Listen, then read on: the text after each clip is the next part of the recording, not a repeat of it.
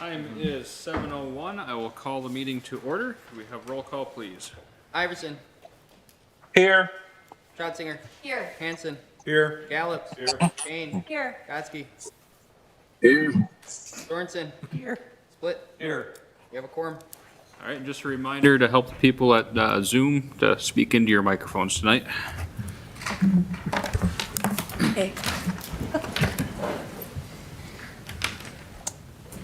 I pledge allegiance to the flag of the United States of America and to the republic for which it stands, one nation, under God, indivisible, with liberty and justice for all. Good evening. My name is Ezgi Sarbay Perkins from St. Peter's Church, and it's my honor to offer this invocation. Let us pray. Almighty God, our Heavenly Father, send down upon those who hold office in the City Council the spirit of wisdom, charity, and justice, that with steadfast purpose they may faithfully serve in their offices to promote the well-being of all people through Jesus our Lord. Amen. Amen. Thank you. Thank you.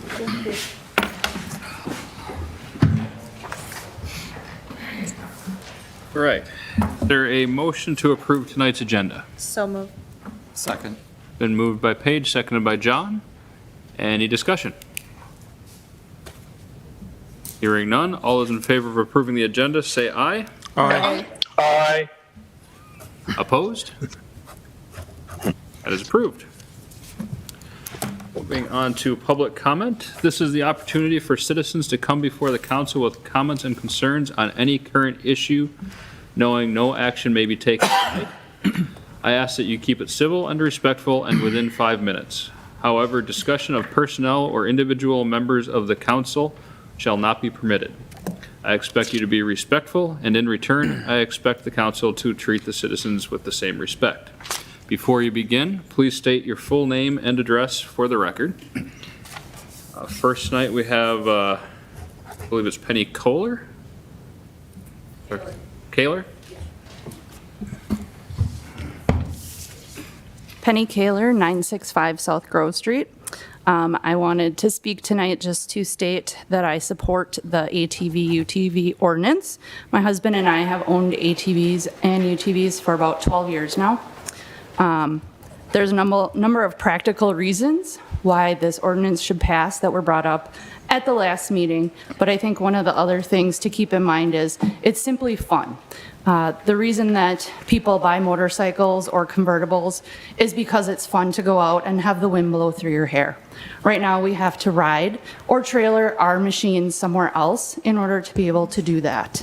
In addition, I would just ask, in addition to approving this, that's what I feel should be done, I would ask that you keep the ordinance as similar to neighboring communities as possible. Again, my husband and I have ATV'd for a number of years, and that's one of the most difficult things when we are ATVing is understanding the different ordinances and what rules we have to follow. So right now, we'll go up north. Some counties you can ride on every road. Some counties you can only ride on certain routes. It can be very difficult to understand the differences, and as law-abiding citizens, we want to make sure that we follow the rules. So I would encourage you to keep things similar when it comes to things like hours of operation, whether or not it requires formal turn signals, as well as the type of machines that you approve. So thank you. I appreciate your hearing me. Thank you. Thank you. Next, I apologize if I pronounce anyone's names wrong tonight. Nancy Weiss, is it?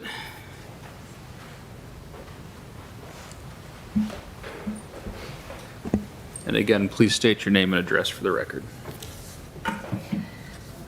Can you hear me? Okay. Nancy Weiss, N8778 South Coral Road. Thank you for allowing me to speak this evening. My husband and I own a UTV. He's the driver, I'm the passenger, just so you know. It would be awesome to ride into the city. The township is open. This is a sport that we enjoy. It'd be nice to come here and shop, get gas, eat near restaurants, and also we'd like to bring some of our friends and family along. However, they don't all have UTVs. Some of them just have ATVs. So when you're considering this ordinance, I would be really happy, so would my family and friends, if you would put both of them in your ordinance. We used to ride motorcycles. That was a good sport. But you know, when you get a little older, you have to change your sport. That's why we're into UTVs. We find that they're more economical than a car to run, so when we go traveling, we like to take our UTV. But again, like the previous speaker said, you have to a lot of times get it on a trailer to go somewhere. I ask the people and the aldermen to please consider this when you are thinking about the ordinance, to consider both. We did a little survey on Facebook, seeing about how many UTVs and ATVs there are in this area, and you would be surprised to know that it's pretty much an equal amount. So there's a fair amount of people that would be really liking this ordinance to be for both. I thank you for this time. Thank you. Thank you. Next, Steve Hopp.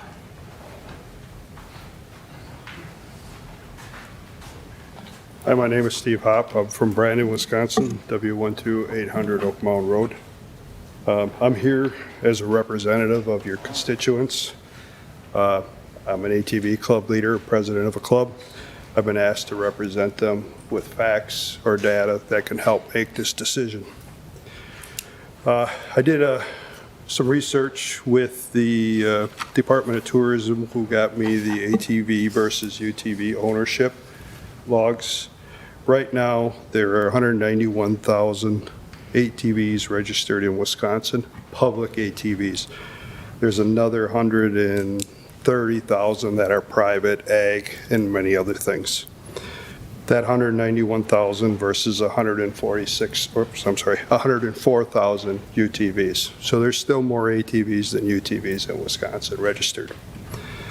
Currently in Fond du Lac County, there's 6,527 ATVs and 2,385 UTVs registered. And neighboring county, Green Lake, has 2,100 ATVs and 737 UTVs. That was as of September 13th of this year. So just to give it's still a sport.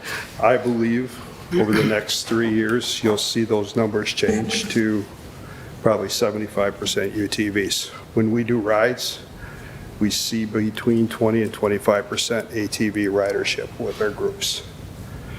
ATV tires, there was a comment in the last meeting about balloon tires. ATV tires and UTV tires are the same.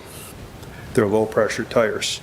In 2020, the DNR passed a law, you didn't have to run low pressure tires. You can put truck tires on your ATV or UTV now. Some people do that. They ride on the roads, they're more durable, they last longer. But they run low pressure tires, anywhere between 4.5 to 5 pounds up to some of your heavier UTVs are running about 12 PSI, 12 to 14. DNR rules have changed that you don't need low pressure tires anymore.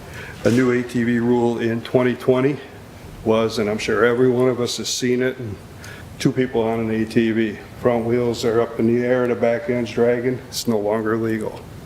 You can only ride 2 people on an ATV that's designed for 2 people. It has a longer wheelbase, heavier suspension, and a provided seat from the manufacturer. If you see somebody riding that way, they are illegal and they would be subject to violation of DNR rules. Hand signals versus blinkers. Hand signals are taught in driver's ed to this day. If your signals fail in your car, your backup is hand signals. Bike safety, hand signals. Some mopeds don't have signals, hand signals. They're used commonly. The standard hand signals that we use on ATVs and UTVs is common knowledge that we all learned through driver safety, bike safety, however you learn your hand signals. Other cities that have passed ordinances, City of Waupun, very similar size, has 3 highways coming through it. Highway 68 coming in from the west, Highway 26 coming in from the north or the south. looking up traffic pattern flows, and I apologize because I don't know how new the data was.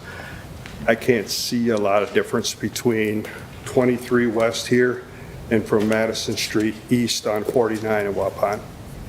So I don't know how accurate your data was. It was the best I could do. Waupun's is 2014. Wisconsin Dells, Boscobel, Shawano, Omro, Clintonville all have ordinances. Just to clarify on the signs, the funds would be raised in the community to pay for the signs. We would help coordinate that as a club, working with your residents. As far as putting them up, we would have to work very closely with the city because there are legalities to how the signs can be put, where they can be put, and we can't just go drive post in your city and put a sign on it. There's rules to that. We would do everything possible to mitigate any cost to the city.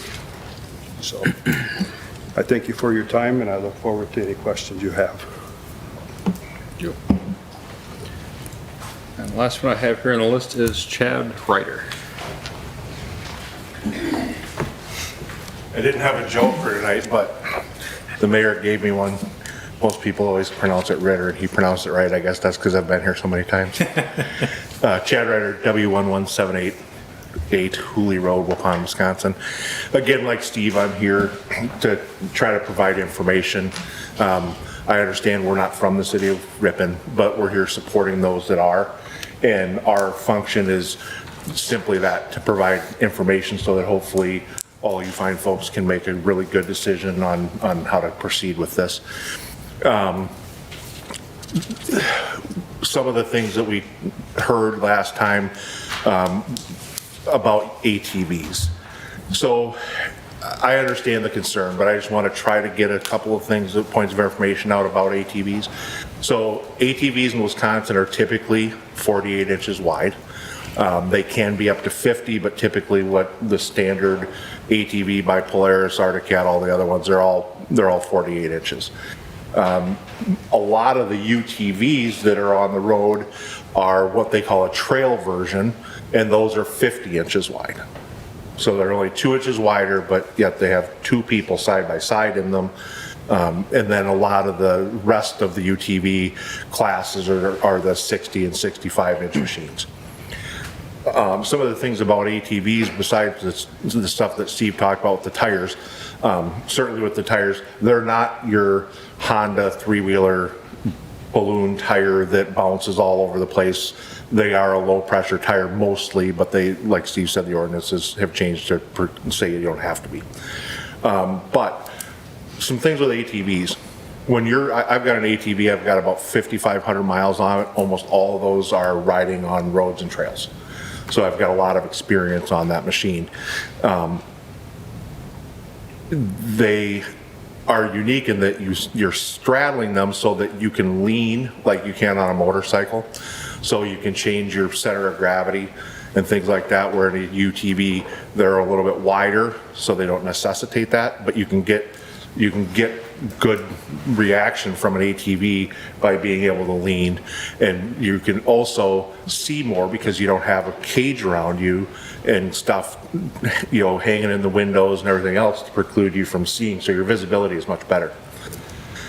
I guess the biggest example I can bring is a 16-year-old kid that gets his driver's license. His dad can give him the key to his moped, and he can go and ride that moped with no helmet, no eye protection, and no further training than what he got for driving a car. With an ATV or UTV, if you're born after 1988, you have to have ATV, UTV safety, that you have to take a course online or in person, and you have to be able to pass a test and do all those other things. Even to ride a motorcycle for a 16-year-old kid, all they have to do is be able to pass the written test for their temps. And then now they do have to have a helmet, of course, and eye protection, but they can get on a motorcycle that travels 140 miles an hour and go on any road in the state of Wisconsin. Mopeds can go on any road in the state of Wisconsin except for those that are marked with a minimum speed limit. So they can go anywhere that the ATVs and UTVs can go, and they don't have to have any training for it. So, ATVs are safe. They're twice the size of a moped. They're much more visible because of that purpose, and they're on 4 wheels instead of 2. So I think that ATVs, you're going to find that they are a safe machine when handled properly, just like anything else. Just like any car that's out there today can be operated safely, or it can be operated in a dangerous manner. So that's what I have. And the last thing I would ask is, if during your discussions after the open talk tonight, if you have any questions for us, and if you're allowed to by the rules, please ask, because we're more than happy to help. I think we know a lot about this. We've been doing it for a long time, so we'd like to help. So if there is any questions, please feel free to hit up either Steve or I. I think we can be a good resource for you. Thanks. Thank you. Thank you.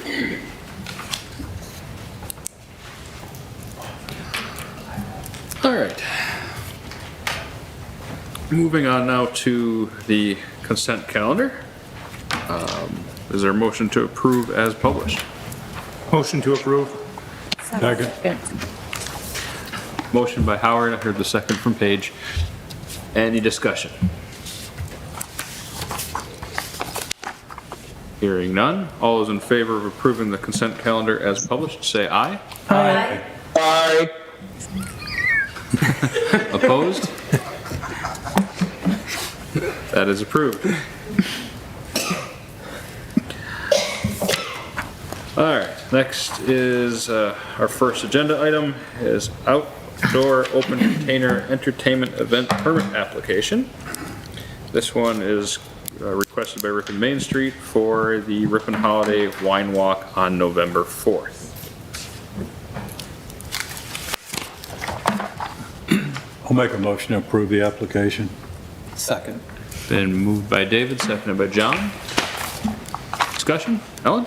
I would like to say that this is a very well-written proposal.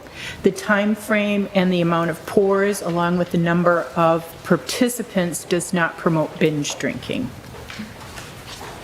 So it's well done. Thank you. Anyone else? I'd just like to note that the person that submitted this, a representative, is here tonight. I don't necessarily have questions because it's well stated. We've passed similar things like this before, but is there anything that this individual would like to say? I'd like to at least give the opportunity.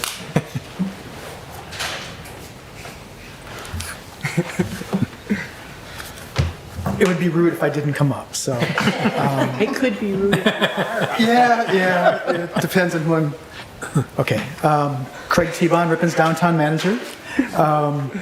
This is similar to what we've done, I believe, the last 3 wine walks. So as the application states, we will have 4 off-duty officers, at least that's the plan, from Fond du Lac County. All of the businesses know what's required, so I think we run a fairly tight event, so. Thank you. Any questions for Craig while he's up? Yes? Sure. Well, since you're up here, I don't know if I'm missing any here. How many servings? I know they're 1 ounce servings. How many little There's tabs? 16. 16, And we don't do okay. the tabs anymore because the tabs used to break off. So they say. Yeah. Okay, and how many tickets are you planning to sell this year? We sold 500. Okay. Nice. Anyone else? Thank you, Craig. Thank you. Any further discussion?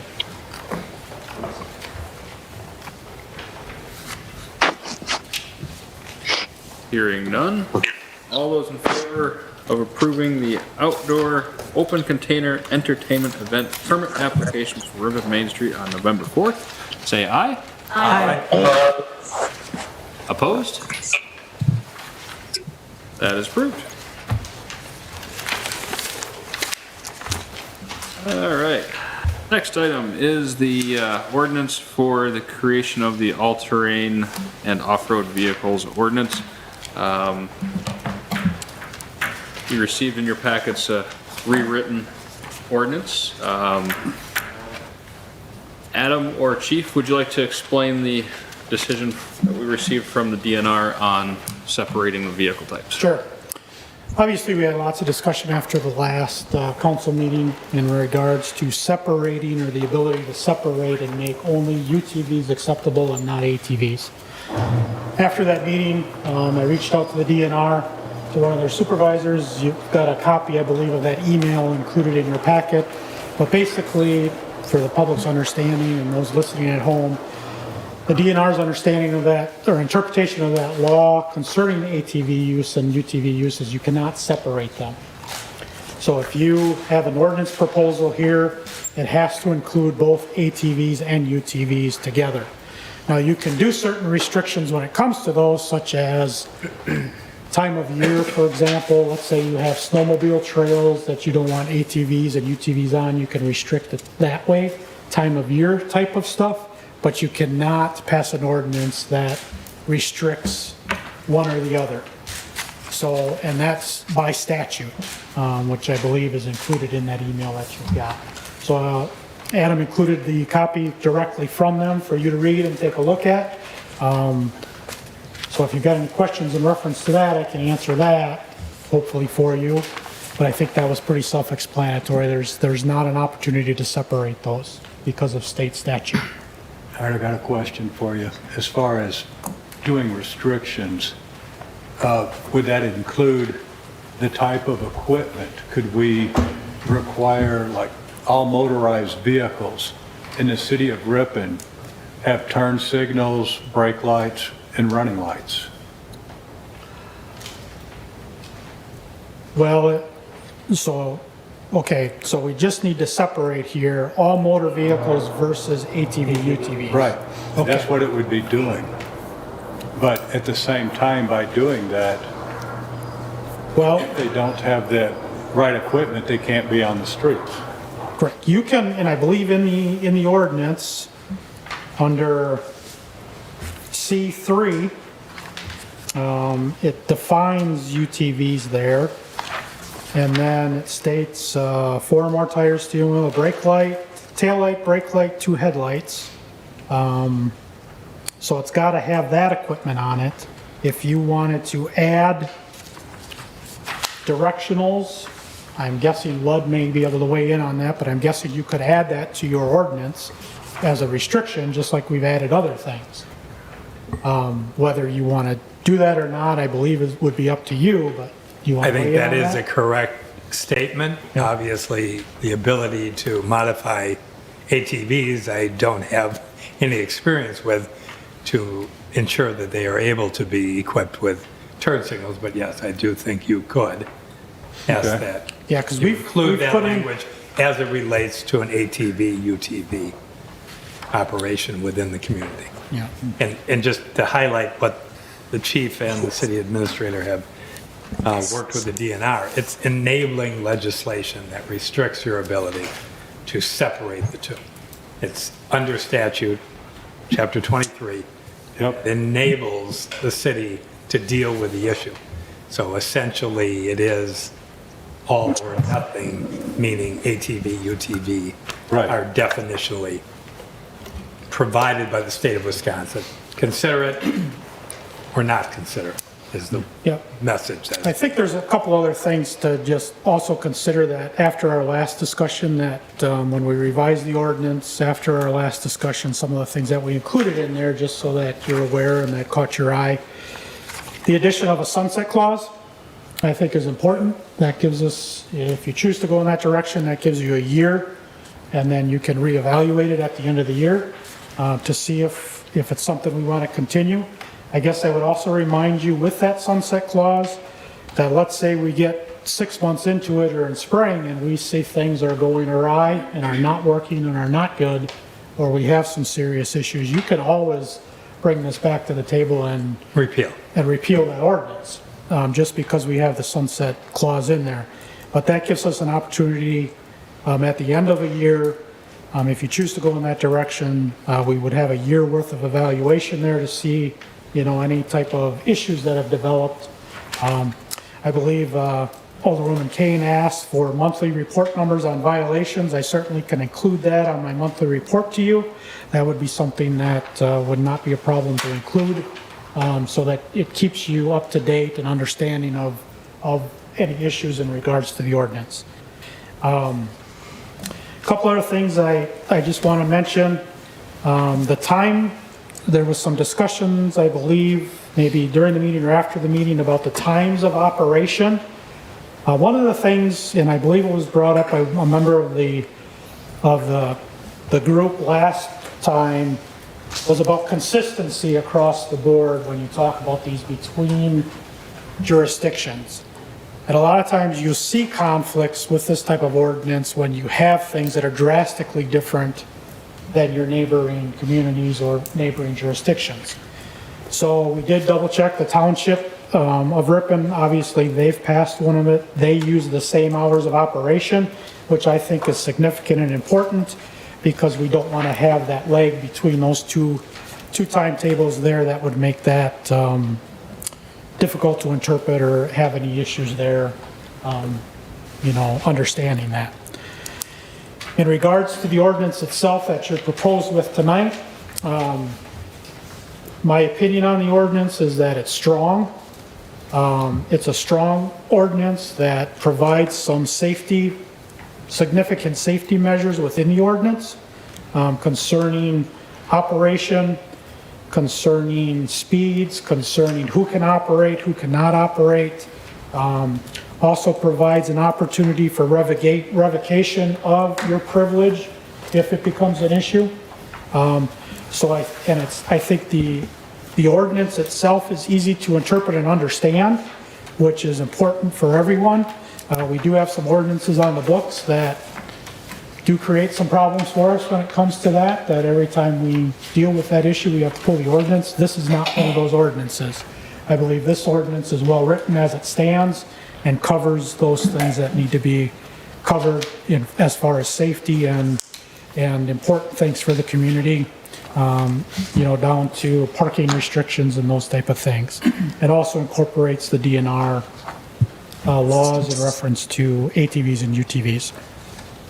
I will note that if you choose to go in this direction, there will be strict enforcement of the ordinance by members of my department, just so that we make sure that things are going well and that we don't have any problems. But as we do that, there's opportunity for education and knowledge as well. So, but I think the ordinance as it stands right now is strong. Easy to interpret by members of the public as well as members of the department. And in reference to any changes that have been added since our last discussion, I think those have been clarified with you and you're aware of those. And I'll just add those changes. So in section E, rules of operation, section 8, we added operators must yield the right-of-way to other vehicles, pedestrians, bicycles, and electrical personal assistive mobility devices. Number 12, we clarified that headlights must be on at all times, as well as taillights must be on at all times. Clarified language there. 18, there's no cruising. So I believe that's defined as driving anywhere more than 2 or 3 times in like a lap or going round and round. In a certain time period. Yep, in a certain time period. So if you have somebody who is taking their ATV or UTV and driving around the block over and over and over again, that would be a cruising violation.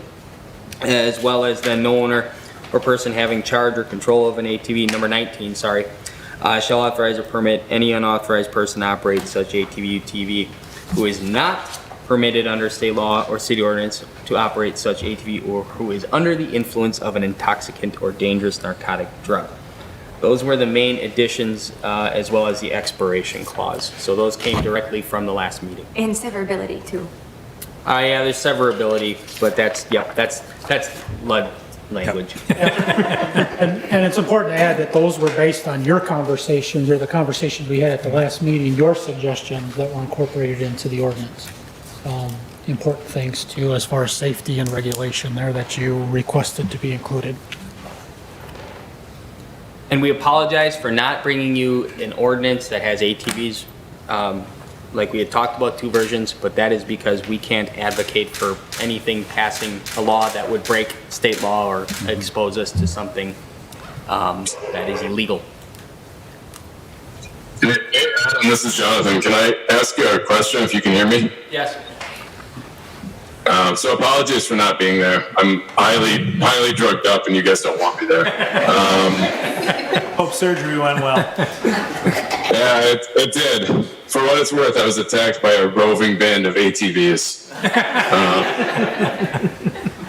My question is, what is the process if we wanted to put this to a referendum? How does that happen? Is that a motion tonight? I just don't know what that process is. Yeah, I think we need some clarification in direction as staff on what that looks like and formalizing a question. Certainly, we would have to pick a certain election to put that on. I would not recommend that we take this issue as a separate issue if we do not have something else on the ballot, because it will cost us money to run an election for this type of referendum. So, that would not be a November of this year type question. The next elections would be a primary in February of 2023 or a general election in April. My guess is it's a light year for elections. So my guess is there may not be a primary in February, so that would push it to April. But we would just have to know and commit to either one of those dates. And I just would not advocate, if we're not having a February election, I just would say we should not hold one on just one issue, because it will cost us thousands of dollars.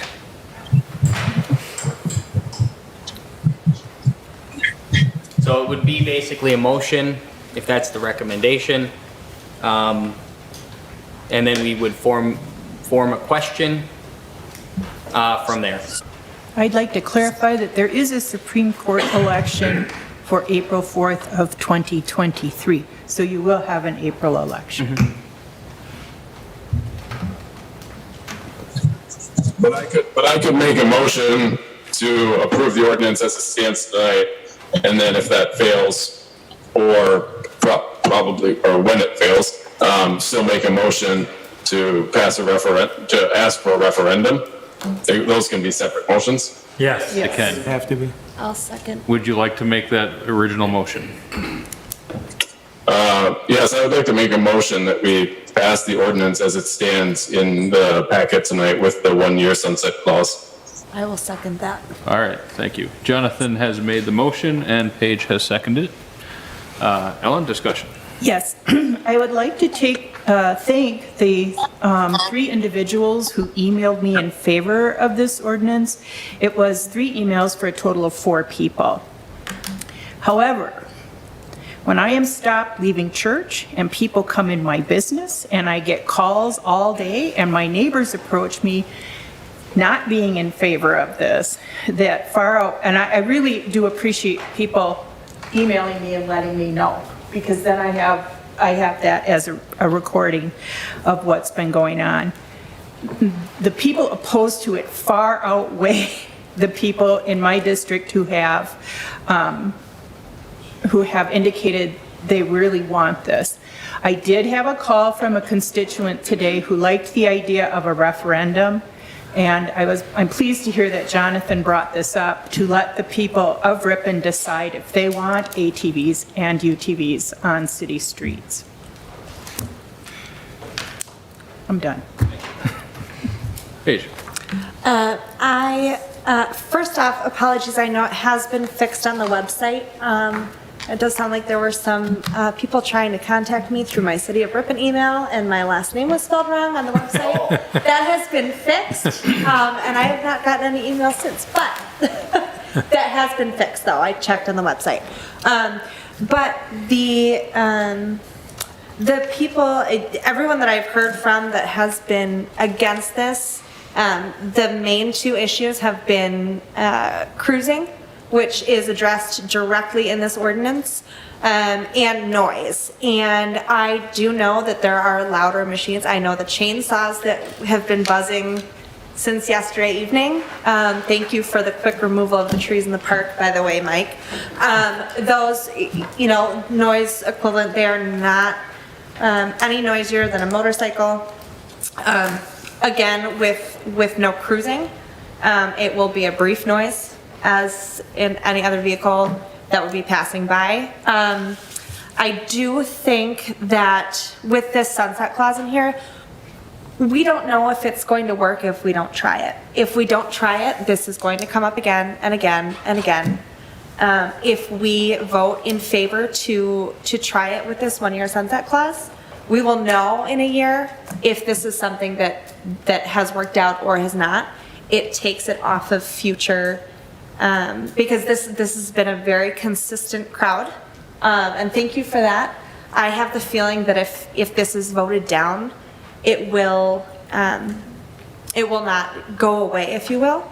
And I think, in the ways this is, and like Chief said, this is a very straightforward ordinance that addresses the safety, the rules, the repercussions. If it doesn't work, we get rid of it. Otherwise, we don't know. I don't see it being a risk worth not taking at this point. It's not like it's something that we're deciding, for example, chickens in the backyard. Having that for a year and then making people get rid of their poultry is completely different than removing signage and no longer allowing these vehicles on our streets. I also, as far as directional signals go, while I think I use my turn signal turning into my driveway on a dead end, a lot of people with cars don't use them. I do know that if we require it for that, it should be required for everything, including electric bikes, which I know are not equipped, so I think we need to be careful with that, as long as hand signals are something that is used for those that are not equipped. But I think it would be a lot more work going forward to not approve this on this trial basis. Join. Sorry that I made you stay up here, It's all right. Chief. But what I agree with, I think the sentiment of what Paige was just saying, in that this seems to be something that will continue to be a topic that will keep coming up. And so I heard Chief say that you feel that this is worded well. You think that it's enforceable.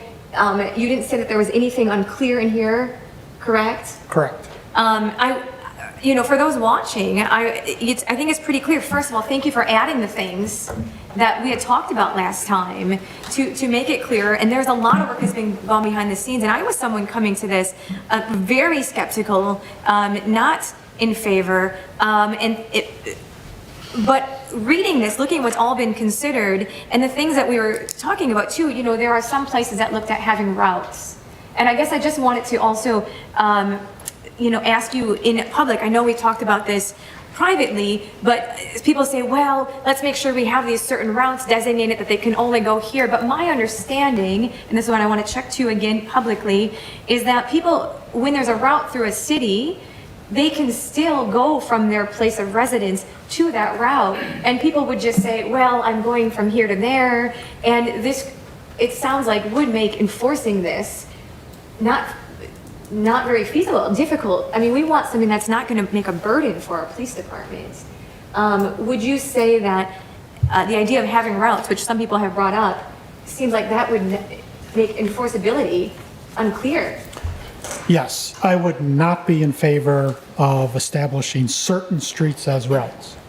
This ordinance basically states that any street within the city would be open for ATV, UTV use. The reason for that is we have every city street in the city, including West Fond du Lac Street, is 35 miles per hour and less. so we could allow that to happen. If West Fond du Lac Street was over that amount, or over 45 or 40 miles an hour, we couldn't do that. The police chiefs that I've talked to that have had ordinances like this, the ones that have had issues are the ones that have certain streets designated as routes. That provides issues because you now have people calling saying, a UTV just went by my house, this isn't a route. However, they're doing a direct line from their house to the route, which is acceptable, just like snowmobile operation has the same type of exception into it. So, you know, I'll give you an example. Omro and Winneconne, I talked to both of those police chiefs. Winneconne opened every street in theirs up. They haven't had any issues. Omro went with routes. I don't know if they've changed that yet or not, but the police chief told me if he had it to do over again, he would not do that because of the issues that they had in regards to access to those routes, complaints concerning routes, those type of things. So I think if you're going to do it, this ordinance is the way to do it, opening every street in the community for that. There are restrictions, of course, on parking included in here, and we can certainly do that. But I think the smart way to go there is to have every street open, if you're going to go that route. And I understood it too. I'm just not sure everyone else did. So thank you for sharing that. You bet. Publicly. And also I had someone very concerned about the, let's call it commercial business district, you know, by the fast food restaurants and the larger businesses, about the amount of traffic there. And in some way, you know, they suggested, well, maybe it could be limited during certain hours of the day. And I value that, and I want to think about that. But again, I think about enforceability. That seems like that could get complicated. But furthermore, if you see issues, if this were to be passed on kind of a trial basis, that's what this would be. Again, if you see issues, you would be bringing that forward to us. Yeah, certainly. The comments that have come to me concerning certain roads or routes or any of those type of topics, the concerns that have come to me primarily are the West Fond du Lac Street issues. Yeah. Because of sometimes of speed of traffic out there, those other, the amount of traffic, those type of things. I mean, let's face it, there are only a certain amount of things that we can do in this ordinance. Some of that comes down to the personal choices that you make as an ATV, UTV operator. To be on that stretch of road when you know at Friday afternoon at 3 o'clock or 4 o'clock that there's going to be lots of traffic out there. Being smart, you know, slowing down. There's some personal responsibility that obviously comes with ATV and UTV usage that's included, I think, kind of in the language that you see in this ordinance. So although we try to control a lot of things, there is some personal responsibility that has to occur there.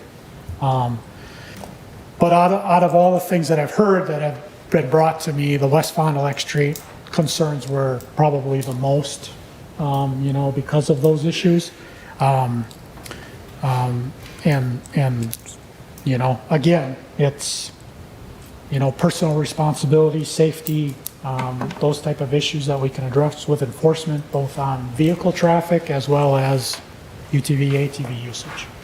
Now, and last thing regarding having you up here, at least for me, is that now there are some businesses that already are using ATV, UTV type vehicles in our community. And in some sense, it seems like having an official ordinance would help you in that it's already being used, these. I mean, if we don't pass this, our business is going to say, well, I now want this for business use, and we're going to have to come and make an exception because this is for business use, and which business are we granting? I mean, I think, thankfully, you have used common sense for what's best for our city, and these are being utilized because, you know, they make a case.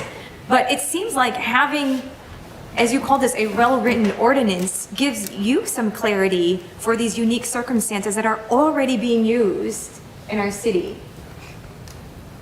I just... Yeah, you know,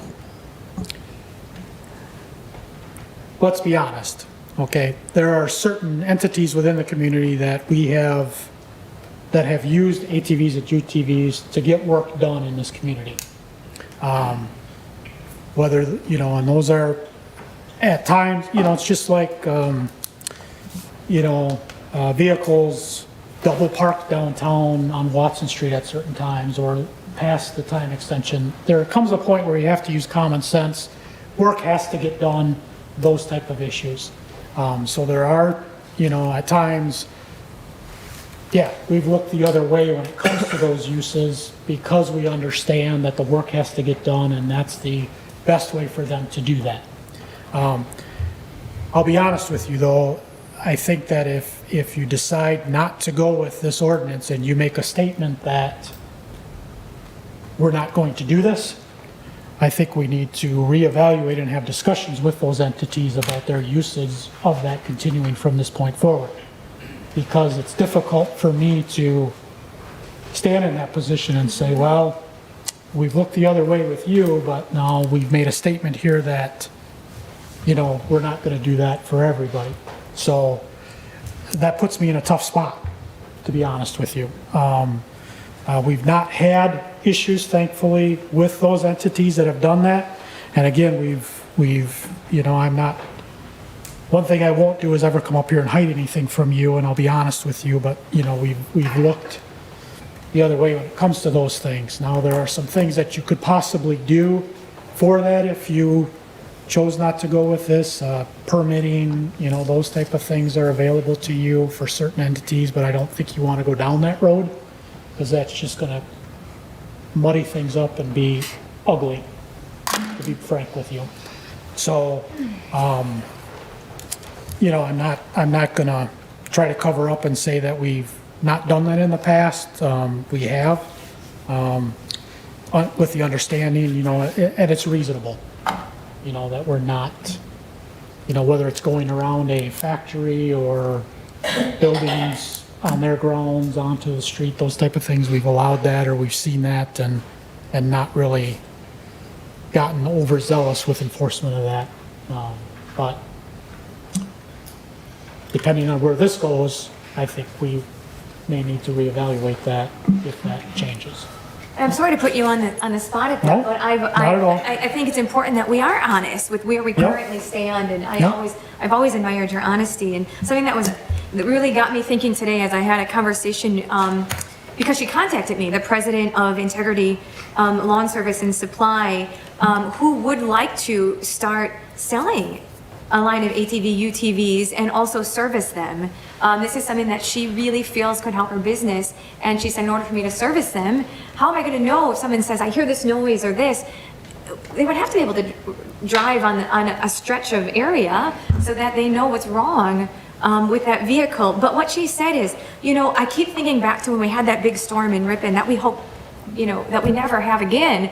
But she said on that day, cars could not pass many of the roads, and I keep thinking about how many ATV, UTVs, people that came to me to buy a chainsaw that day, and they had to come on their ATV, UTV. Now I understand probably as a police officer on the day of a storm and emergency, you're not going to be giving people tickets, obviously, because that's the last thing on your mind for how they're trying to survive this.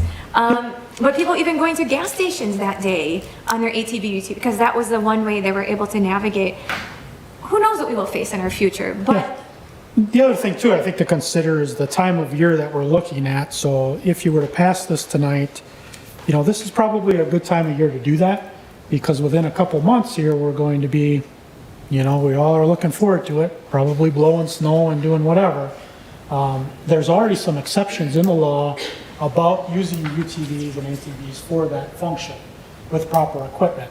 So, we're kind of easing into it here if you choose to go on that route, where in a couple months, maybe, we don't have the usage that we would during the summer months, obviously, but you could see ATVs and UTVs being used for snow removal functions with proper equipment, even if you don't pass this. So I think the timing of it is proper. I think it allows us to, obviously if you pass it tonight, it doesn't start tomorrow.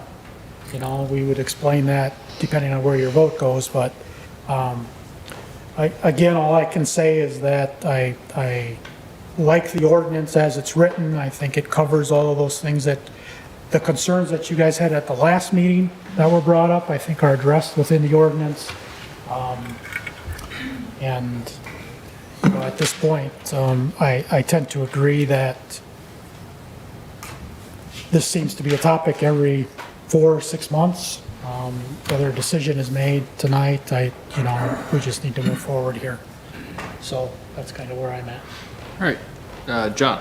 I should have checked on this myself, but how many larger cities allow the use of, UTVs? Like say Oshkosh, Fond du Lac, Appleton, Grand Chute, things like that. Yeah, so I can speak to Fond du Lac County, the city of Fond du Lac does not, and I don't believe the town of Fond du Lac does.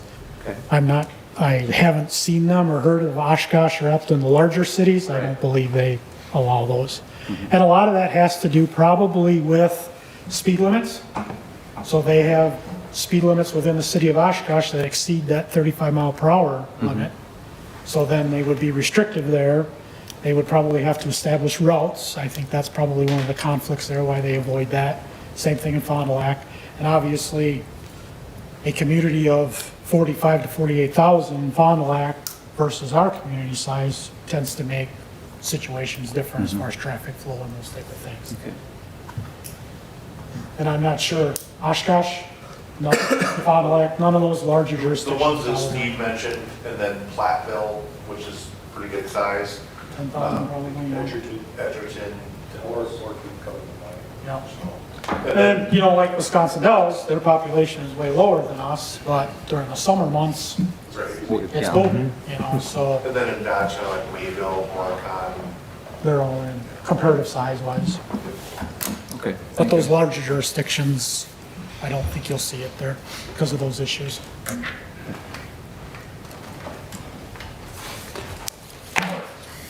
Well, first off, I want to thank Chief and Adam for going through and redoing this. It takes time, and we appreciate that as a council for those changes and bringing it to us. I, like Ellen, had a lot of people come into my store, call me, email me. Not one has been in favor of it.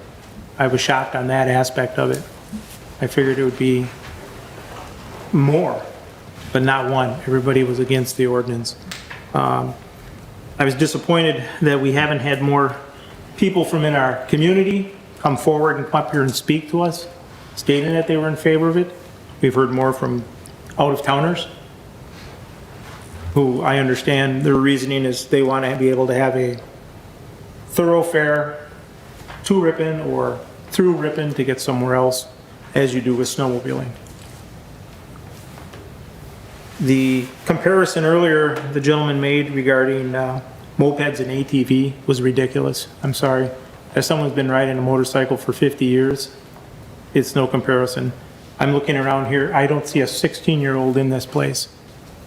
This really isn't about 16, 17-year-olds riding these machines. It's about adults, because it's become a hobby, a sport, whatever. So that statement really made no sense to me at all. ATVs, when they first were designed for off-road. They weren't designed for on roads. UTVs, when they first came out, they were already seeing the foresight of this and comparing where they could possibly ride on roads and that, and designing was brought to that point. But if we could have made this a UTV-only ordinance and not included the ATVs, I'd have been in favor of it. But having to include ATVs, to me, they're more like a snowmobile, and I've owned snowmobiles. And I can't support this as combining the ATV and the UTVs. Dave? Might as well put my 2 cents worth in. Basically, I agree with Howie. You can't compare the ATVs and UTVs. They may be the same thing in the eyes of DNR, but they handle completely different. If you guys don't mind, Chad, could you come up? I got a question for you. Sure. So, in fairness, I've been a motorcycle rider for not near as long as you. Oh, shut up. So, but I know how they handle. I have a street bike. and it's made for the street. An ATV is made for off-road, correct?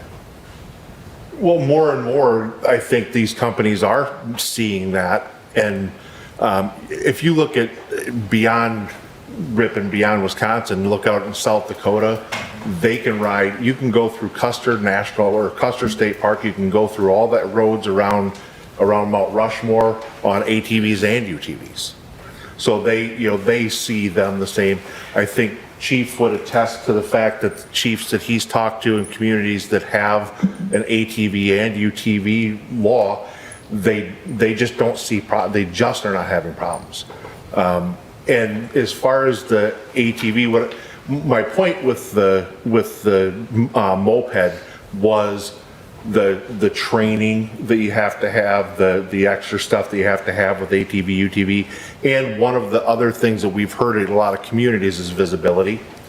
And so just bringing up the fact that they're twice the size of a moped and much more easy to see. But I agree absolutely with your point. This is an adult sport, and those people will use either one of those machines in a responsible adult way. So that is a good point. This is an adult sport, and most of the time we find that adults are going to make good decisions. So I apologize for getting a little away from your question, but so like I said, I've got an ATV. I've got over about 5,500 miles on it, and it's a mixture of road and trail. And one of the things that is different that I've still not gotten used to with my UTV is that I can't lean. Right. My UTV, I can't lean. On my ATV, I was used to being able to lean as I'm turning, which obviously a motorcycle rider knows that that's very important, and you can adjust the weight of the machine into how it handles. The tires are the same, and as I said, the widths there's a large segment of the UTVs that are 50 inches wide. It's only 2 inches wider, and you're putting two people side by side, so that makes the weight distribution significantly different than one rider in the middle of the machine. And I'm still getting used to the fact that when I'm taking corners and things, I can't lean like I could on my ATV. This handle's completely different. Well, I certainly can't deny that, because of course one has a steering wheel and one has handlebars. Right. I'm talking about the handling characteristics itself.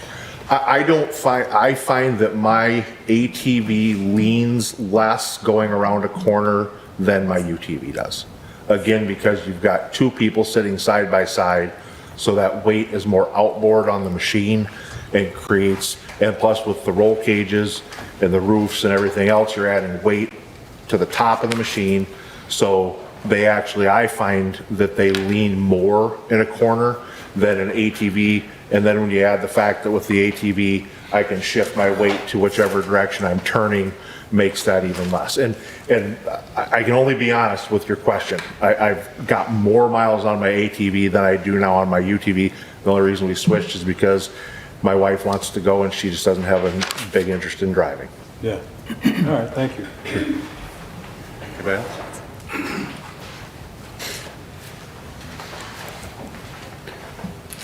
Billy? I'll just add that my vote tonight will be viewing this as a trial run of this. I think that people who have contacted me, I'm gonna, again, I have been more hesitant about this. People have contacted me in favor of this. I know that sounds different from what others are saying, but I can't deny the emails that I've gotten. And this is why I really put a lot of energy in going through this, comparing our ordinance to other cities. It now seems to be even more so in taking the best of all these other places. Again, the chief said it is well written, enforceable. I heard him say this. It gives him some clarification tonight on businesses using these types of vehicles. And again, I'm someone that likes to make decisions on data, and as of right now, we don't have data. But if we try this, again, with the expiration clause, and as stated, it could come forward even before 1 year. If we see issues, we will then have data to help guide our decision. So I just want to point out that I am for making decisions based on data, and I like the idea that we would get that, and I would ask citizens and people in this city, citizens or not, to really report everything you see if it's a concern related to ATV, UTVs, if this were to be passed.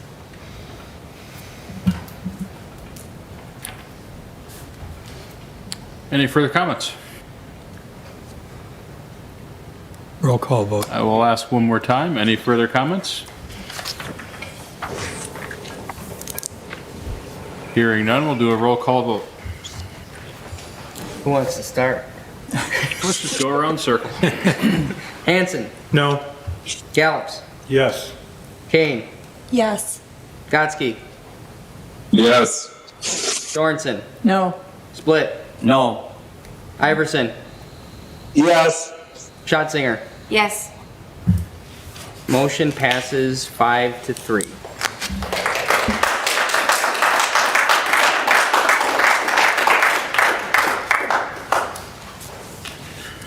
Please give us some time to put some signs up and work through some things. Could we set a date of when this would go into effect to allow time? Publication has to passage this evening. Publication is required. Yep. I think it's at 3. And then signage. Yeah, so we're talking, Some time, so we Yeah. will work with the police department as well as, yeah, and probably we 3 can, months. we can before. let the public know approximately. It's got to be published once or twice? Once. Once. Okay. Yeah, so I guess I would encourage to watch the City of Ripon and Police Department social media and newspaper. Would probably be where those announcements would come as far as when it's open. Would you agree? Yeah, and I mean, there's a signage clause in the ordinance too, so we got to get that, so not until signs are posted. Please do not until signs are posted. Please.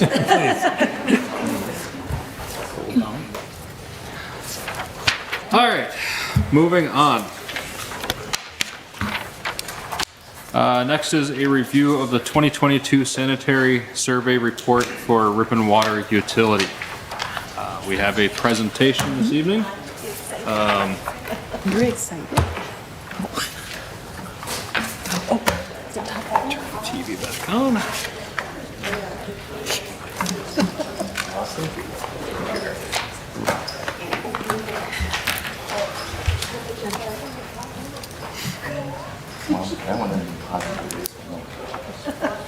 So just to give you a little background here, so we have Jeremy Jess and Dave Levila here from the Water Department. I don't know if this is a common thing, but presenting what is the Water Department Sanitary Survey. We gave you a copy of this in your packet. I did also email the presentation to those via Zoom so you can see and follow along. They will sort of go over everything.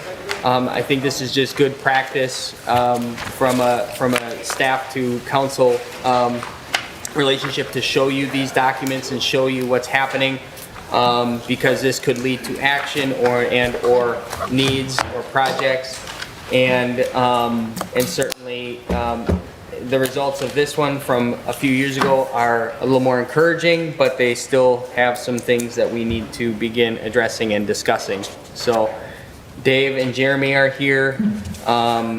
This is pretty important stuff, and kind of sort of gives you a summary of where we currently are with some of our water utility issues.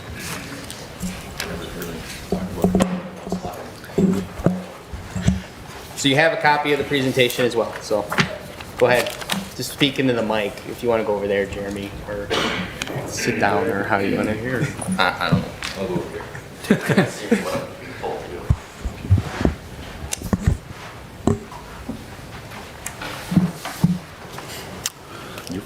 Good evening, everybody. I'm the lead operator for the water department, and you all know Jeremy. We decided this year, the sanitary survey is a fairly important thing for the DNR to do with our water department. Every 3 years, they basically go through the department to the different locations and our reservoirs, and they look at everything, making sure that it all is up to code, basically. So I just kind of blew the first slide.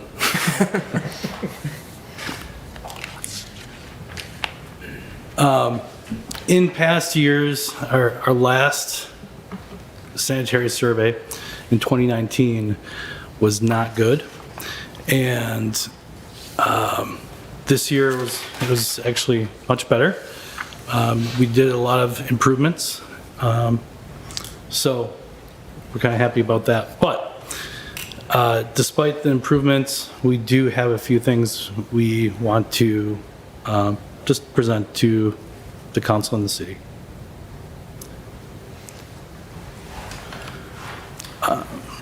Sure. So on the report, the items that the engineer sees that he may not like or may need to record are coded into these 4 different categories, and here are their definitions. The most severe being a significant deficiency, the highest priority, which to correct by a certain date, usually non-compliance of a Wisconsin administrative code and/or represent immediate health risk. A non-significant deficiency is a little less deficient, I guess. A correction that is required to be addressed by a certain date, usually non-conformance of a Wisconsin administrative code and/or represent a potential cause of serious health risk. Recommendations are problems that hinder consistently providing safe drinking water, and non-conforming features are parts of the water system that existed before a code got changed or made and are basically grandfathered in but must be addressed at a certain point of time or when a upgrade is occurring.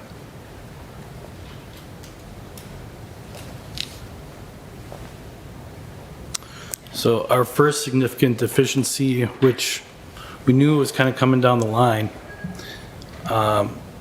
is chlorine and fluoride chemical feed systems need separation. Currently, we have 3 of our 4 wells that have fluoride and chlorine stored in the same room.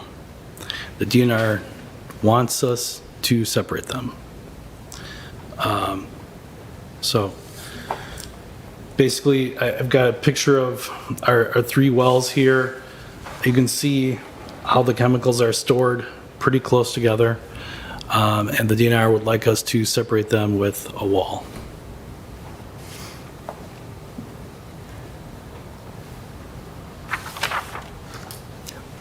I guess that kind of summed up what you just said. But anyway. Is it any certain structural type of wall that needs to be separating? It's stone, or I mean, block or wood, or? I mean, it would have to conform to being able to store hazardous chemicals and everything that goes along Then with you're that. looking at basically a block. Block walls, fire-resistant doors, fans and everything like that for ventilation. Also monitoring meters inside of them so you know the levels of gas inside before you actually enter.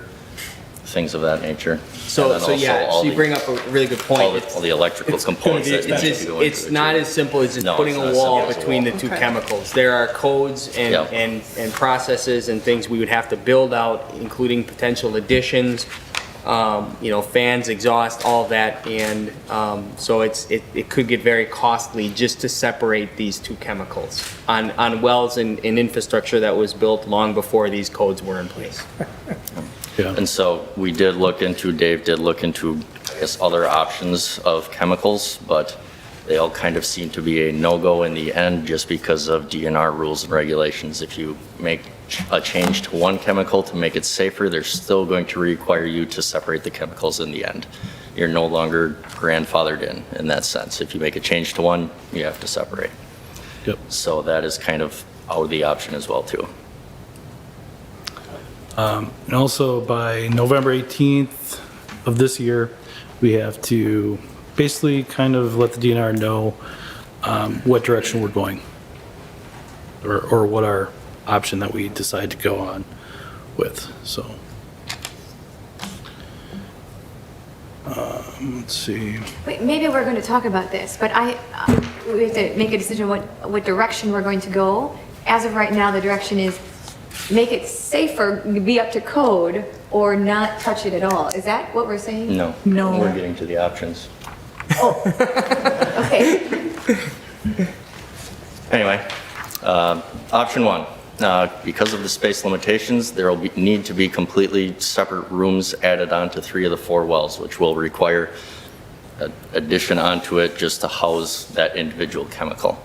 I guess it also says, vent fans, fire doors, alarm systems, and everything else that goes along with that, electrical systems, and the feed equipment itself as well. The current fluoride feeding equipment at 8 is undersized. It's actually the picture in the upper right-hand corner with the red circle. That's the little barrel of fluoride that we use. I guess to construct all of this and separate all of these chemicals, build the structures, it requires going through a DNR plan review process, which requires an engineer to get involved, submit plans and specifications, kind of has to have their stamp of approval on it for the DNR to even review it. And then they can respond to that within 90 days, I guess, to tell us if they approve or don't approve of the potential plans for the project. Yep. So I asked one of our engineers at SEH, Dan Schaefer, a guy that I've worked with for a really long time with both water and wastewater, just to see if they had any scenarios about this that they had run into. And Dan talked to one of his colleagues, Jeff there. He was on a project in Shelby, Wisconsin, where they were rehabilitating their well 1. And they came under the same requirement where they were going to be required to separate their chemicals. SEH did the engineering and the amendment for the addition, and those are the prices at the end of what it ended up costing Shelby. And that was for just 1 well. We would be doing this on 3 wells. Yep. We would have to do it on 3 wells.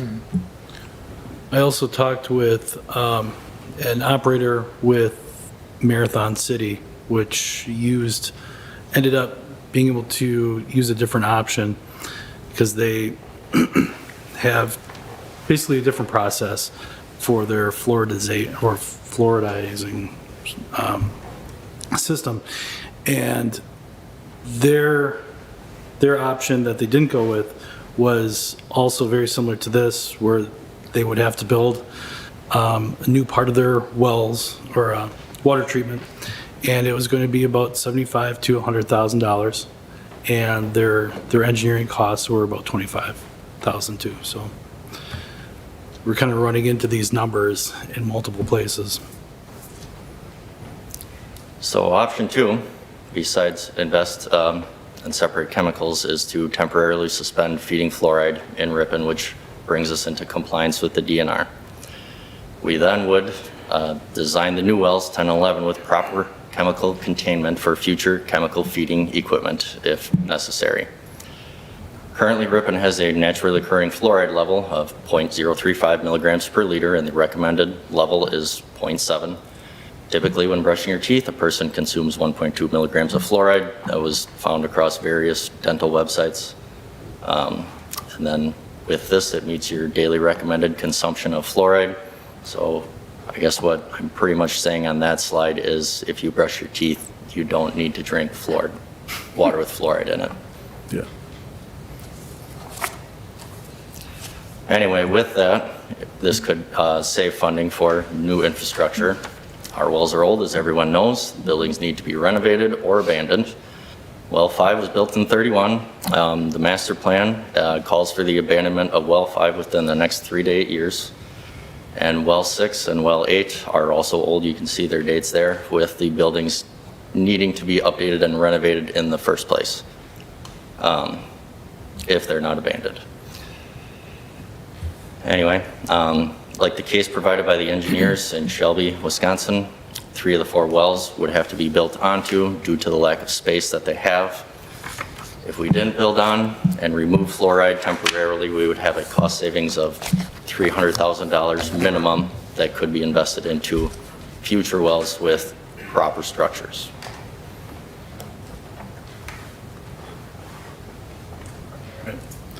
So moving on to our second significant deficiency.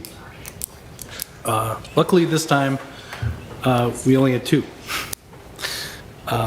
So we have two reservoirs that have overflow piping that is not to code. So our well 8 reservoir on the lower left corner and our Thomas Street Tower on the lower right corner. The solution to this problem is basically each one has to be angled 90 degrees so they're pointing at the ground, and let's see, they need 12 to 24 inches from the ground. They don't want them too high, they don't want them too low. Well 8's overflow needs to be dug out, the catch base needs to be put in, and it needs to be installed with a drain. The Thomas Street Tower actually has most of what it needs. It just needs to come out a little further, about a foot. It needs to be turned 90 degrees so it just dumps onto the ground, where there's actually a riprap stone for it.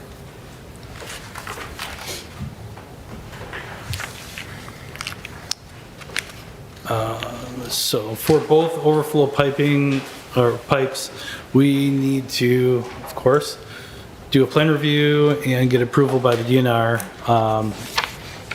Documents for the plan review must be prepared by a professional engineer certified in Wisconsin. We currently have SEH drafting documents for a plan review. Once plans are submitted, the DNR has 90 days to reply, and the work will most likely be done next spring. Because it's hard to weld in the cold. It's hard to weld. It's hard to weld in the cold, yes. Yeah. Anyway, the non-significant deficiencies those were the only two significant deficiencies, and now we're moving into the non-significant deficiencies. The first one is material service inventory. Suppliers of water community systems are now required to identify whether lead, copper, galvanized iron, or other materials are present in the distribution system. And they're also including both public and private side services into that. So operators will need to survey every building that has a water service to complete this task. This was assigned to us as well in the optimal corrosion control treatment plan by the DNR last year, with a due date of October 6th of 2023. We've started working on a spreadsheet that the DNR has kind of provided to us and making our own edits. But pretty much we'll have this spreadsheet on an iPad, and when an operator goes into a house, this will be the only spreadsheet that they have open on it, and you just check through the boxes and your inspection is done. But, go to the next slide. We have to do that 4,000 times in the next year. So, we have data from public site service cards that is just a lot of data entry, but they're also questionable on their accuracy because they were done by Alliant Energy, or at least most of them, and they're old. And then the private side surveys involve actually going into someone's house, whether it's during a meter inspection or a scheduled exchange. Meter exchange scheduled inspection. There. All right. Second, non-significant deficiency is an improperly vented reservoir. Our well 8 does not have a proper vent for its reservoir, and once again, it's going to be something that we have to have a plan review. SEH will begin drafting it. Most likely, we will be using the access hatch on the reservoir, because the rest of the reservoir is thicker concrete, and it'll be easier to go through the thinner wall of the hatch for the reservoir. Just like the picture on the upper right, that one we installed about 2 months ago. That's pretty much what we're looking at doing for the access hatch at well 8. It's going to be a little slightly different, but as far as attachment, but that's what it will look like. It has to be at least 2 feet of space.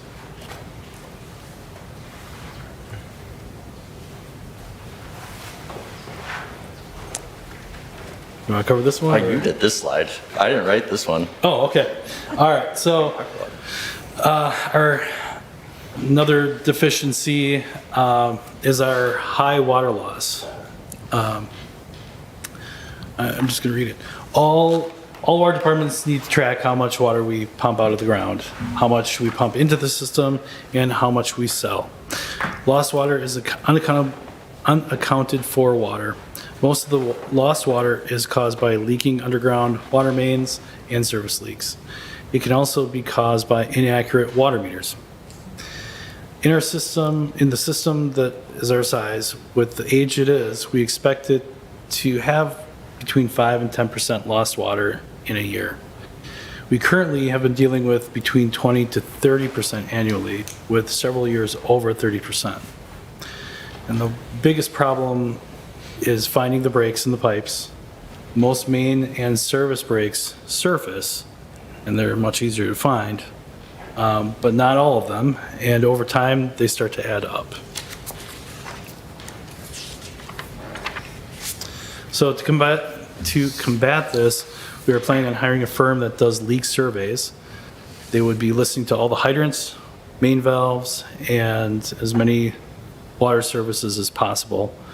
And also to help aid us in finding these service and main breaks that have not surfaced. We are hoping to purchase a leak correlator that can help pinpoint leaks using the sound created by the leak on the water main and surface. And service. One of those babies cost? Last time we checked, 2 years ago, it was 17 grand. I can't imagine it went down, but so probably looking about $20,000 right now. Is that something you'd have to have training to do, or you guys? Yeah, in fact, we are going to be looking at another one first week of October, so that's next week. I believe I had one on the capital improvement plan for 2023 as well, too. Yeah, and we do have some of the money budgeted for it, so. Up to that note, what's the expense for 30% of lost water? We can do some calculations for you. Yeah, the 30% lost water thing is a huge issue that's been going on for many, many years here and has not been able to figure out the reason why. Just coming in and looking at some of the things that have been happening, I think there's the second part of this is, water meters, testing, billing, and revamping that as well and looking at that, because I think there's water going through meters that isn't being billed properly. That is definitely a component at 30%. We don't have, I don't think, leaks just popping up all over the place in the system. That's very hard to believe is happening. But yeah, there are things like pinhole leaks, things, that drain water or big water main breaks. But there's something more going on here. And the problem we are going to run into with this is primarily in rate case deals, the PSC or rate cases. The PSC is going to look and say, you have 30% water loss. You need to figure that out because you should be billing for that. And with 30% water loss, if all of a sudden you have to increase water rates and you find that 30%, you've just, added to what the rate increase should have been. So you need to get this under control. If nothing else, this is one of the long-standing things that Jeremy and I have talked a lot about and needs to be figured out. We can no longer sit back and just accept 30% water loss like we have for the last 5-10 years.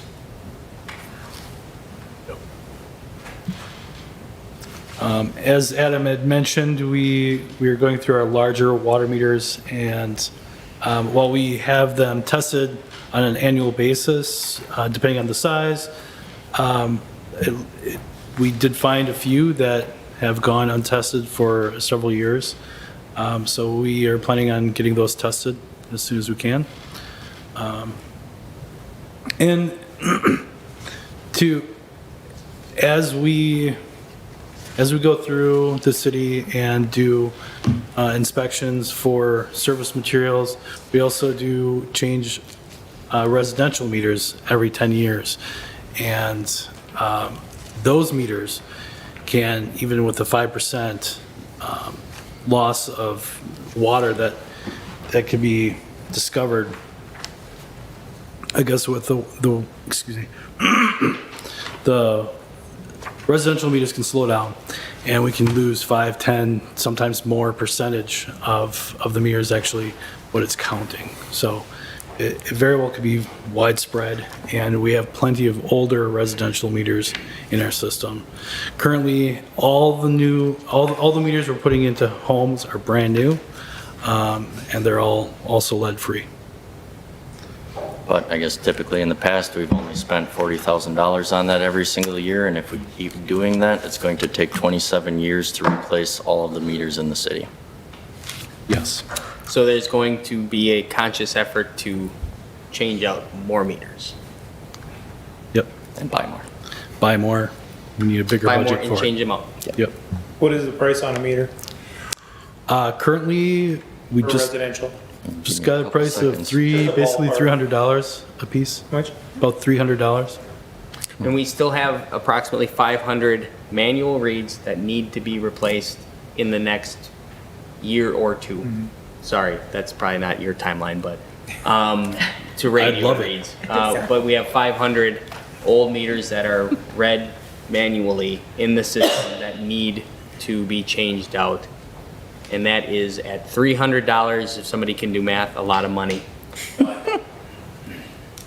$325 per meter. Okay. So the rate case will address that deficiency, but then you are talking about, you know, significant work by staff having to get into everybody's and changing them out. While also recording the materials that are inside of it. Yeah. You are correct. Yeah. Yep. All right. And the last significant deficiency, non-significant deficiency, sorry. We have over the years slowly been removing, or I shouldn't say removing, but filling in private wells that still existed in the city limits. And we had 2 that were unaccounted for, basically. And the DNR doesn't like that. So we did get a hit for not knowing exactly where these 2 wells were at, meaning if they were still being used or if they had actually been properly abandoned, because we do know the locations of them. But we found out very recently that both have been fully abandoned, and this deficiency is no longer a problem. So, and as far as the major stuff, that's pretty much it. Yeah. Also contained in the report were recommendations and non-conforming features, but in the interest of time, we didn't go through all of those. Yeah, but I believe you guys do have copies of them all. So I think to summarize a couple of the significant deficiencies and the things that will be coming forward with the council over the next couple of months will be the discontinuation of fluoride in our drinking water. Okay, so begin preparing yourself for that, and Jeremy and his team will continue to do research on that and work with SEH to see if there is a solution. But frankly, at this point, with that significant deficiency out there, with the risk it poses to our staff, with chemical mixing and whatnot, the easiest, cheapest thing to do is discontinue fluoride in the drinking water. Beyond that, there will be some plan review coming forward, and investment in these, overflow pipes, significant inspections done and tracking of material. meter replacements, and Jeremy also has been working with SEH to bring forward a proposal to begin planning out a test well for wells number 10 and 11.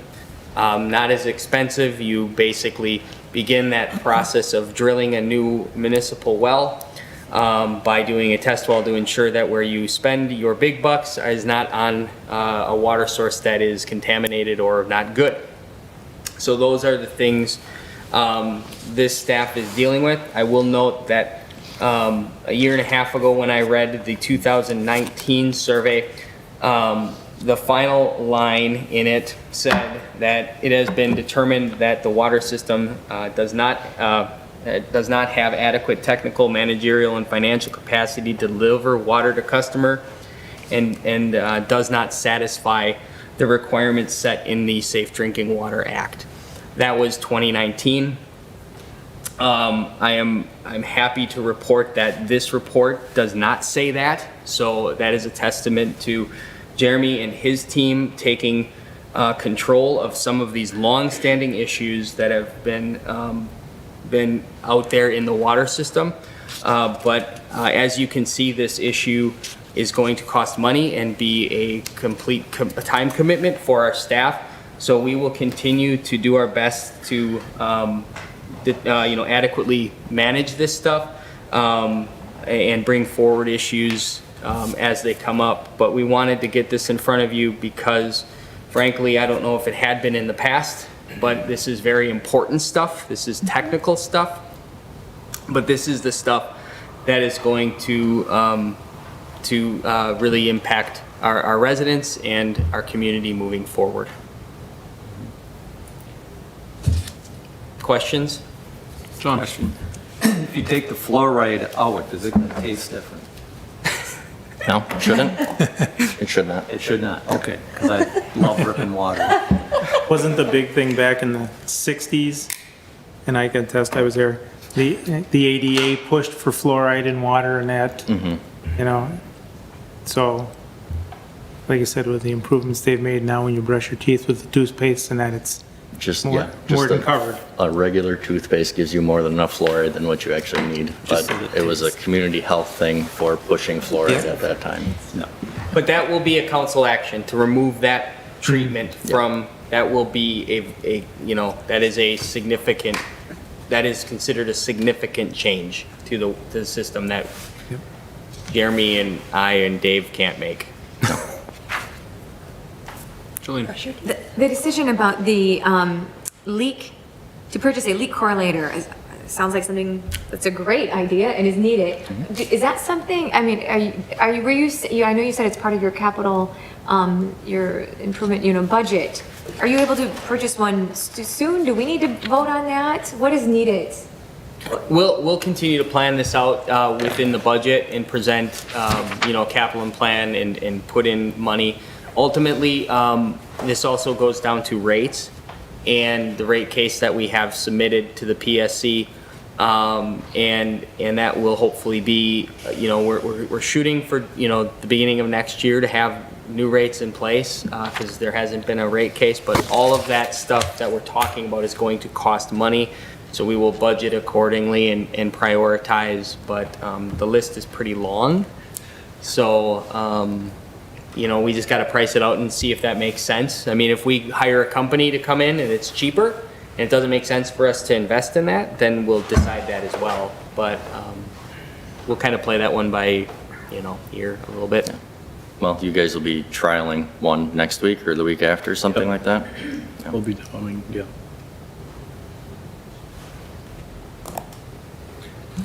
Any further questions? Thank you for bringing us the report. Up to good work. Thank you. Thank you.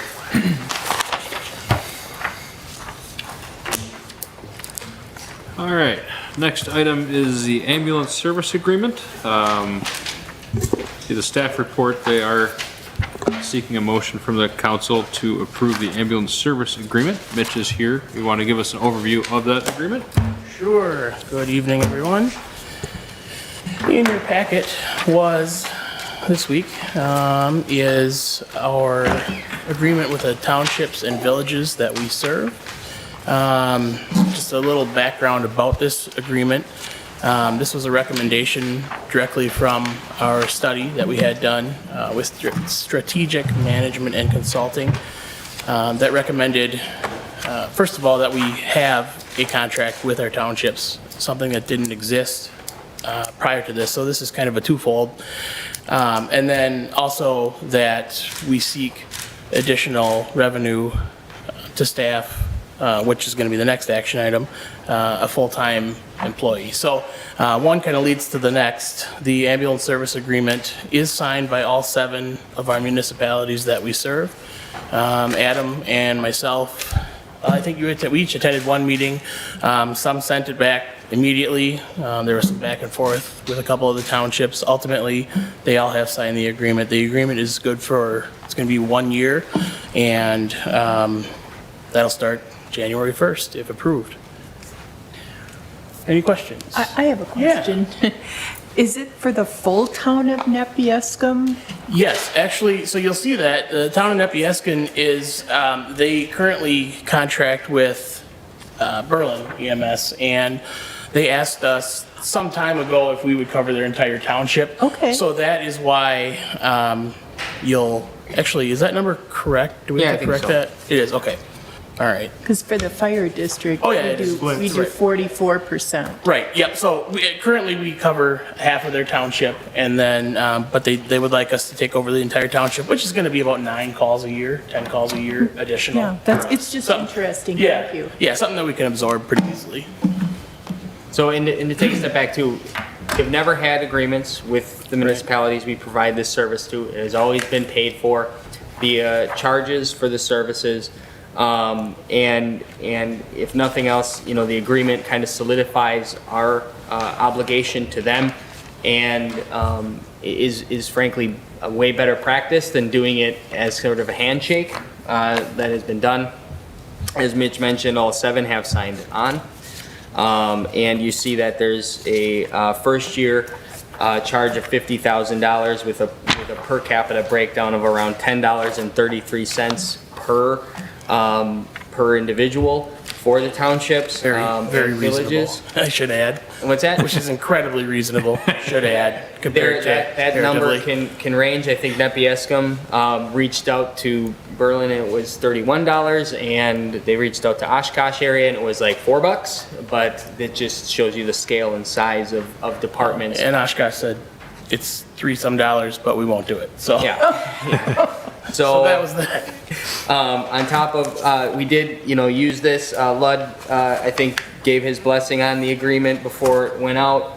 It was based mostly on the Oshkosh model and what they provide their service as well. This is a city department. This does not create any sort of association. And annually it will be reevaluated, and we will, again, evaluate per capita charges every year. So it's been approved by everyone else. You are the last board to see it, and we are hoping you approve it as well. Because it's been a 6-month process to get to today. It has, yeah, we did a little chasing down, but yeah, we're finally here. Definitely something that was a long time coming. Yes. Makes some stakeholders to some degree and sets out the parameters of what we will do for them and the cost associated with that. And again, as pointed out, more than reasonable. Definitely. And it's a 1-year contract. Do you need something from us? We need a motion to approve this. I would make a motion to approve this. Second. You better give it to Doug. Give it to Doug. He's delayed. He's under here. He's under there. That's what it sounded like. So we have the motion from Ellen, second I will give to Doug. I'm okay with that. Any further discussion on this motion? Oh my God. Hearing none, all those in favor say aye. Aye. Opposed? Aye. That is approved. Next item. Thank you. Mitch again. This was for a ambulance paramedic captain proposal. This is a new position starting January 1? Most likely, yeah, January 1, probably tied to the what happens with the state insurance plan. So this is the result of that agreement with the townships. The $50,000 that we asked for the townships was to fund roughly half of this position for the first year, and then like Adam said, that township that'll be reevaluated each year. The paramedic captain, real briefly, it's going to be basically the second in charge of the department. Right now, I do have 2 assistant chiefs. However, they have full-time jobs. They're very, very part-time assistant chiefs. This is going to be someone who will do everything in my absence, as well as fill in, most importantly, really, as a member of the ambulance that's here roughly 48 hours a week. It is going to be a salaried position, but it'll probably be about roughly the 2 24-hour shifts per week, and with some flexibility in there. There's a huge bug going across there. And we motion for pest control. So with this, it's going to be mainly weekends to begin with, is what this position is for. It's going to be kind of a supervisor on the weekends as well. It's no secret that our staffing levels have declined. I guess just a little background of why that's happening, especially here in Ripon. Ripon in 2017 had paramedics, well, 2016, the hospital had sponsored a paramedic program. We're seeing some of those paramedics age out. We generated 5 paramedics from that. One was previous chief teach out, as well as a couple that have since retired. So a city Ripon size, we just don't have a lot of paramedics that live here because we don't, and that's just the simple fact of it. But also what's happening is that we used to attract a lot of new paramedics that were going to be going into the fire service maybe, and they kind of got their feet wet here. Well, what we're seeing happen is, the Fond du Lacs, the Beaver Dams, the bigger cities around us, they're sending people to paramedic school just to get, they're sponsoring them. So we're not getting those new people. They're getting them right away because there's so many openings. So, when I started in 2019 here, we had a lot of those people that, in fact, we had probably 3 of them at that time who were waiting to get full-time jobs. And we just don't see those paramedics cycling in like we used to. So we really have to focus on hiring full-time and increasing our part-time wages as well. I'm gonna jump to your next action item real quick, because I told Adam this morning, of all of the comparable, I just thought this was interesting, of all the comparable cities used for the rec director position, all of those except one have a full-time ambulance service or ambulance fire. A lot of them. So a lot of comparable cities have a full-time service. Of course, it's a combination department with full-time and volunteers, but mainly full-time. Their first out ambulance is staffed full-time. So just kind of an interesting something to think about. Anything else? Yeah, I got a question. Sure. John. You said the first half of the costs will come from the townships. Second half from? The second half we can absorb in our budget for 2023. Budget will be from the city, or are you going to be it's our funds that are generated. At this point. So it won't be you're not going to ask the city? We're not at this point, no. No, this should be, this full-time position will be able to be absorbed into our revenue that we generate. I'm a little disappointed. I don't know what happened to this department. Because like a little over a year ago, you had $25,000 to give to dispatch. That was extra. We had a higher out billing now, and that's at a cost to the city. I don't know the real reason for this new captain. So the reason is so we can have an ambulance leave the station. Well, when one is I would feel that you could use that $50,000 for recruitment of. It's not there. New They're not there. paramedics. So EMTs and paramedics, let me just, so an EMT, roughly, it's about, I'm winging it here, about 200 hours or so to go to school. And so we have an abundance of EMTs, especially with the college students. But paramedics, once we went to that paramedic level, we're talking, 1,800 hours invested. It's basically a full-time job, not only coursework, but then ride-along. So that's what, John, that's where we're seeing this divide. Like I said, we used to get the people who wanted to get their feet wet, they were ready for experience. Well, those people now are being hired immediately by fire departments because they have the openings as well. So we need to be one of those employers at this point. We're beyond relying on volunteers or paid on call. They're just not there. If we're going to retain the same level of service that we've given to the city since 2017, then this is the only way to go about doing that. I'll just note, okay? Okay, So yeah, sorry, can wait. just two things. So part of this too is call volume. The amount of calls and the amount of times the ambulance is exiting this building has exploded over the last few years. So we're relying on more and more people every time we need the ambulance to go out. There could be time it's out 2, so we need 4 people. They're just not there anymore. The billing side of things, the employee who has been allocated to that will be shifted off of ambulance, freeing up that money to go to this position. So what we used to pay half of a full-time staff member will just, that allocation in the budget will be put back in to this position. So it's really a wash in terms of it because of the work done to get the $50,000 and have the townships and the villages sign on. All of this was specified in the plan that was done last year to say, do billing, okay, get the townships to sign on and the others, and then third is hire one full-time person.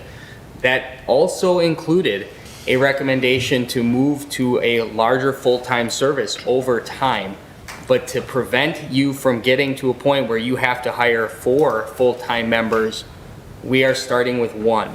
And it's just a different environment for EMS across the state, including Ripon as a small rural provider to attract and retain people. So I think from a standpoint of everything we've done has been studied and put in front of the council step by step. And, Go ahead. Pay range is what, 50 to 60, or 58 to 63,000 plus benefits? Benefits are going to come from EMS? Correct, yes. So that'll all be paid, everything will be paid through your department, nothing to the city? Nothing to the city, no, correct. You're talking That's fees versus levy, correct? Well, I'm talking like the salary, the insurance, the Yeah. pension money, nothing will go to the city. It'll go Well, from yeah, the- what they're. It'll what all they're- come from yeah. EMS budget, yes. It'll come And- from their revenues, from their calls. They're not asking for additional, my understanding is you're not asking for additional property tax levy. Not yet. That is coming. the next step in this whole entire. But not for the 2023 Not for this. budget. Nope, but just, yep. Yeah, be prepared, because it is. And the reason I mentioned those cities, it just kind of happenstance, but those cities that are comparable that Adam used for the, maybe not just you, but whoever prepared that for the rec director, those cities do have ALS services as well. So you're seeing, little cities our size that provide ALS, which is the highest level of pre-hospital care. You're just seeing that full-time is the direction that they're all headed. And it's unfortunate. I would love to have as many volunteers and as many paid on call as we used to, but they just don't knock down the door. EMTs, knock on wood, we are wonderful. We have college students coming in, but it's that paramedic that we really need to keep our service level. Your shift won't overlap with the new person's shift?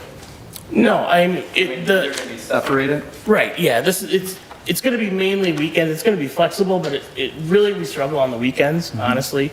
That 6 PM Friday to 6 PM Sunday.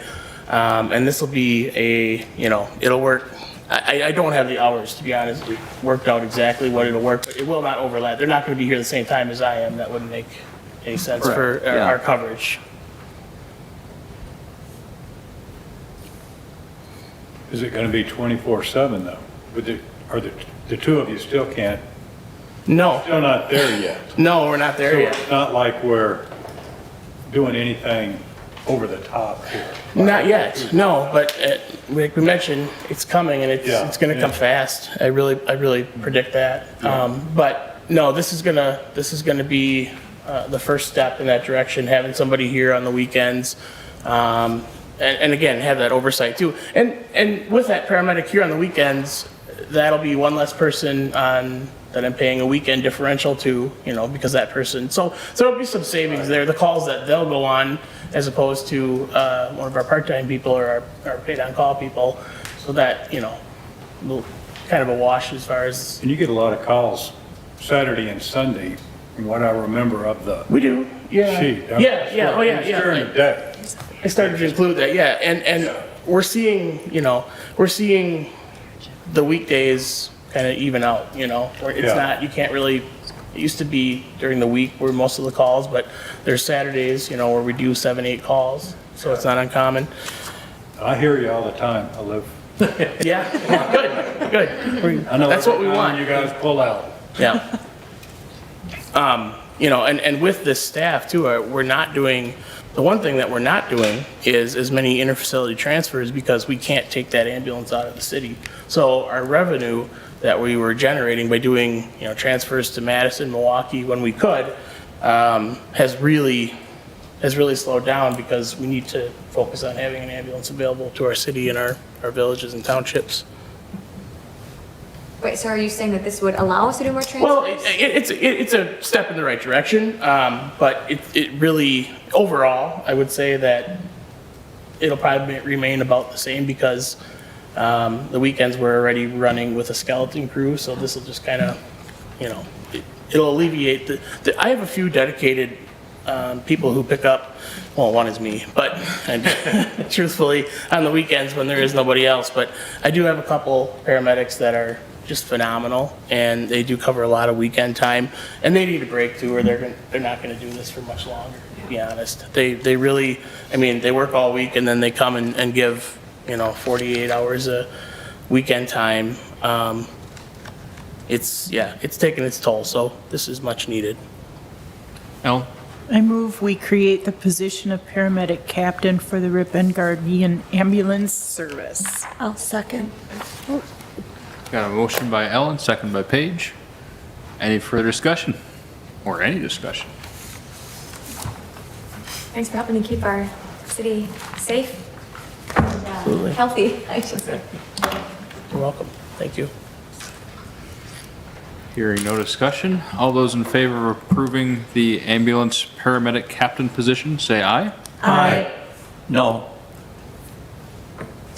That is. Aye. Thank you, Doug. Thanks, Doug. Thanks, Doug. That is approved. Thank you, Mitch. All right, I appreciate it. Thank you, everyone. All right, last item on our agenda is the Parks and Rec Director position in the 2023 budget. Adam. Yeah, so you have a staff report, kind of giving you some background on the position and how we are bringing this forward tonight. Really, the action item is just seeking guidance as we work through the budget. We do need to schedule a budget workshop in the next week and a half or so, so we'll talk about that in a second. But through the Parks Master Planning Project, we've gone kind of through a step-by-step process of taking surveys, reviewing conditions of parks, just generally overviewing our overall operations of parks and recreation. And as a result of it, it became kind of a very apparent request from the survey and the response we received that the city is lacking in parks and recreation and park programming, the general condition of the parks, and that there has been, an overall negative reaction to the condition of the parks. So the city has moved forward with stakeholder meetings. We've invited in multiple organizations from the community, talked with them, as well as the Parks and Rec Committee has reviewed preliminary plans as well as this position and recommended the position be included in the 2023 budget. You have in your packet a draft job description creating this type of position, as well as a salary survey from comparable communities across the state, including some of our neighbors. And then you have a general draft, just kind of scope of what a budget would look like. And that is based off of a $70,000 per year salary, and as well as then you have benefits and then programming and recreation budget, sort of based on what other communities our size would do. So we've reached out to other communities like Reedsburg, Prairie du Chien, to get budgets to see what people are spending, how much people are putting into programming, and every community differs. So this is, being a new position, would be a little difficult to gauge, but I'm pretty confident that there's enough resource allocated there to do a lot more than we currently are doing, and enough to make this a worthwhile venture. The overall impact is about $157,000. The overall concept in our working through this would be to sort of how we manage parks right now is we don't really do recreation. All we do is park management through DPW. It is a function of the Director of Public Works and his staff.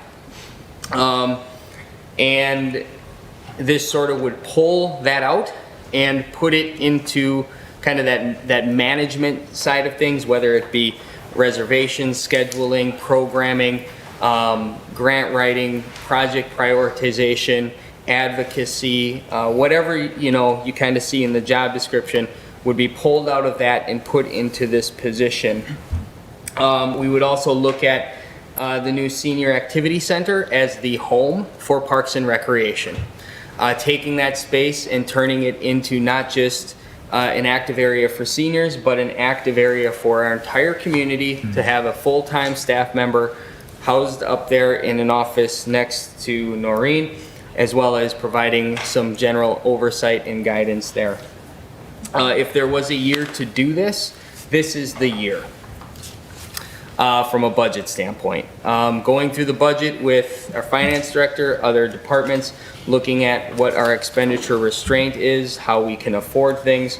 I'm confident in saying that if you say this is a priority, this is the year to do it, because this consumer price index and expenditure restraint is the highest it's ever been. It will not require us to cut or do anything significant in that regard in the budget at this point. I know I'm saying that prematurely to you seeing the entire budget, but I'm just giving you some context as to why this kind of could fit this year. If we want to get the best out of our master plan, if we want it to begin taking our parks serious, I do not see us avoiding some sort of position like this. The current trajectory of our parks needs to change, and that is why this is here. I'm happy to answer any questions, but the information is in front of you. Helen. My first question, hopefully my only question in this draft budget is it includes the staffing to take over the mowing of the parks and beautification of the parks? No, so that is, there's another park maintenance budget. Okay. That is in our Public Works department that we've kept it there, and you'll see that in the budget discussion, we've kept it there now, but that would basically be assumed by this person, and it would be kind of, that maintenance side of things would be pulled out. And that's well over $200,000 a year that we spend in park maintenance, right, Mike? I mean, just mowing and staff resource there. I don't remember off the top of my head, but I did ask Adam for another summer help into the parks area because can't keep up.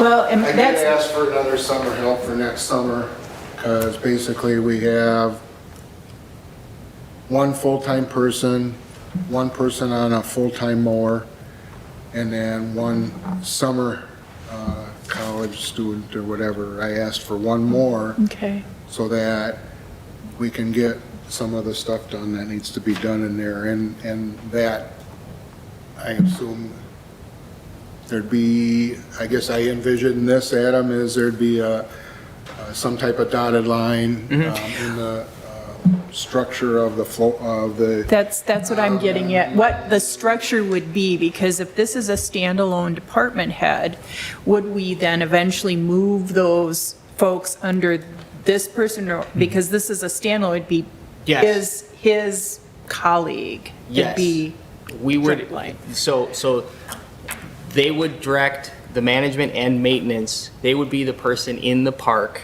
every day, making sure that things get mowed, and those staff members for the summer season would be assigned to this department head. Okay. We have not pulled it out and put it there just because this structure hasn't been Well, you need to have this approved in order to do that. sort of, yes, it would be that kind of, and we would like the two departments to work, you know, the works director and this person to work. We would like to have some synergy. Yes. Synergy. And we used to have a system sort of like this where we had a part-time recreation director that had part-time workers working with them and coordinating things with public works so that stuff got done, and that kind of dissipated over the years. So this is kind of getting that back together so that we can keep the parks good, because when somebody comes to our community, first thing they're looking at is parks, schools, you know, if they're looking to relocate. And one of the big things in the survey that came back was recreational services. Years ago, we used to have adult volleyball leagues and, you know, adult basketball leagues and those type of things that the city did do, and those fell apart, you know, by the wayside also. So this is something that this position can look at, you know, re-energizing the community in those type of things. Yeah, and many times, I'm an advocate for this position, and I'm an advocate for recreational activities, like the quiet recreational activities. So just want to qualify that. But many times when you work on economic development and recruiting businesses or recruiting individuals to come to Ripon, they're not going to necessarily be using all of our services, but more than likely they will be using Parks and Rec. So I would like to make a motion that we create a Parks and Recreation Director position in the 2023 budget. I will second. Been moved by Ellen, seconded by Paige. Discussion, John? Adam, you said that, you know, this is the year to do it. But looking forward, I mean, I see Tigard Street Bridge removal, I see State Street Bridge rebuild, Jackson Street Bridge rebuild. I see a lot of, you know, expensive things coming up. I just feel that we could use money elsewhere. Two different budgets. And, yes, I know it's a budget, but that if we budget, we could still budget it for a different department or area. Is it the city's responsibility to provide activities or just an area of green space? If I can answer that question. Okay. So creating this position will create more activities for people that are moving to town. It may attract people to move to town, which May will attract. Everything is may. Yes. Everything we do is speculation. And the more people we can get to move to our community, expand our community, the higher our tax base becomes, the more things we can afford, the more street repair we can afford. We have to continue to grow the city. Every little bit helps. And this is a great way to get people to like our community. They'll get people here just to recreate on weekends, which brings in revenue for our businesses who pay taxes here. Every tax dollar that is generated in the city benefits the city. So this position, while probably not in the first couple of years, should pay for itself in increased traffic to the city. So, and I'll just step in and say this. We just spent $2.4 million to put in a facility in a park that we are supporting with a $30,000 per year budget as a senior center. Okay? This prioritizes that investment and what we just did. It also supports the 300 plus people that took a survey and said, you need to do this better. It also takes into account the Boys and Girls Club, the school district, all of our partners in the parks, meaning, you know, the parks, the baseball clubs, all of them are sitting here thirsty for help, thirsty for activities to support families, to not just support senior activities, but a broad range of programming for our citizens. This gets us to use that facility and sort of double down on that investment that could have gone to different things, as well as the money that could go here to other things. There are other pots of money. We could certainly not do this and spend money on roads and bridges. We're gonna have to do that anyway. There's gonna be a budget that prioritizes those projects as well. But if we are going to take our parks and continue to invest in them, I don't see us doing that very efficiently, adequately, and we're going to continue to decline. I just feel that way if we don't do something and pull this out of Public Works and give it the attention that it needs, because our parks are, you know, they're big spaces. Yes, we provide them for people, but we are not doing a good job. We're not. And frankly, we're getting left out as staff to hang by some of our partners because there's lack of communication. We're putting our kids in bad positions with our facilities because they're not getting mowed on time. So there's a lot that goes into this, and this is a very unique and special position. And frankly, I was sort of shocked when I came here a year and a half ago and there wasn't more. So that's why it's here. And I think, yes, we could talk about prioritizing X, Y, Z.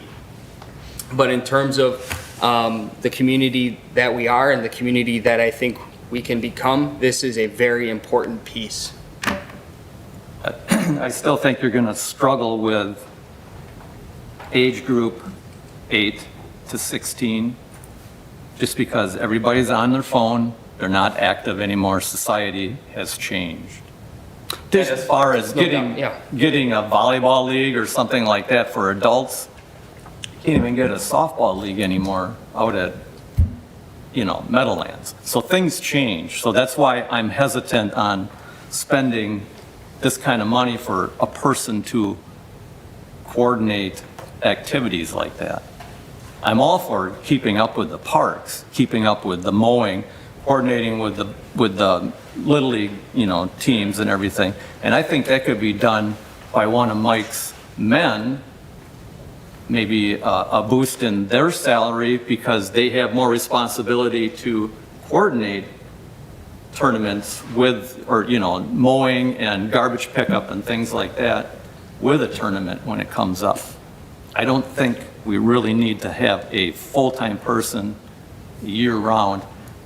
Next question is, what about a car? Are they going to drive their own vehicle around town? Yeah, I mean, we'll have to address that. I mean, and that's where we have vehicles available. And so they're, yep, we'd have a dedicated vehicle. We'd work through that process with them, whether it be a private vehicle or maybe we'll get them an ATV. A UTV. Now they can.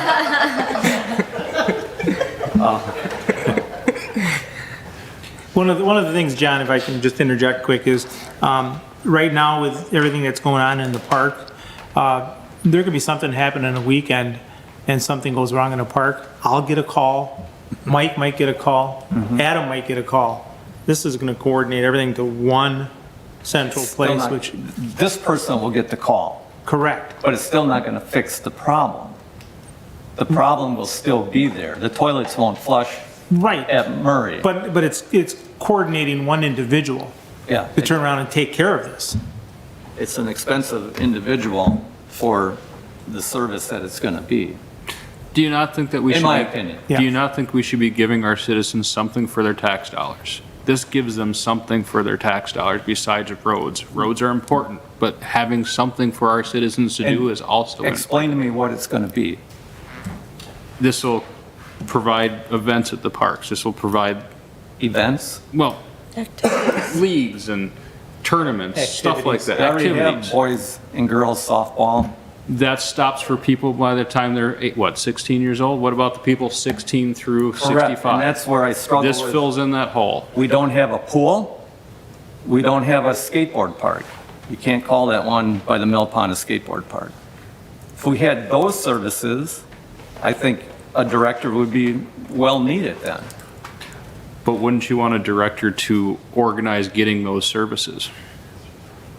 Or do we Why want to can't put we that on? organize it? Why can't? Do we want to put that on the citizens- shoulders of the next Public Works Director? No, I don't think that's not Mike his and his successor responsibility. have way too much to do as it is.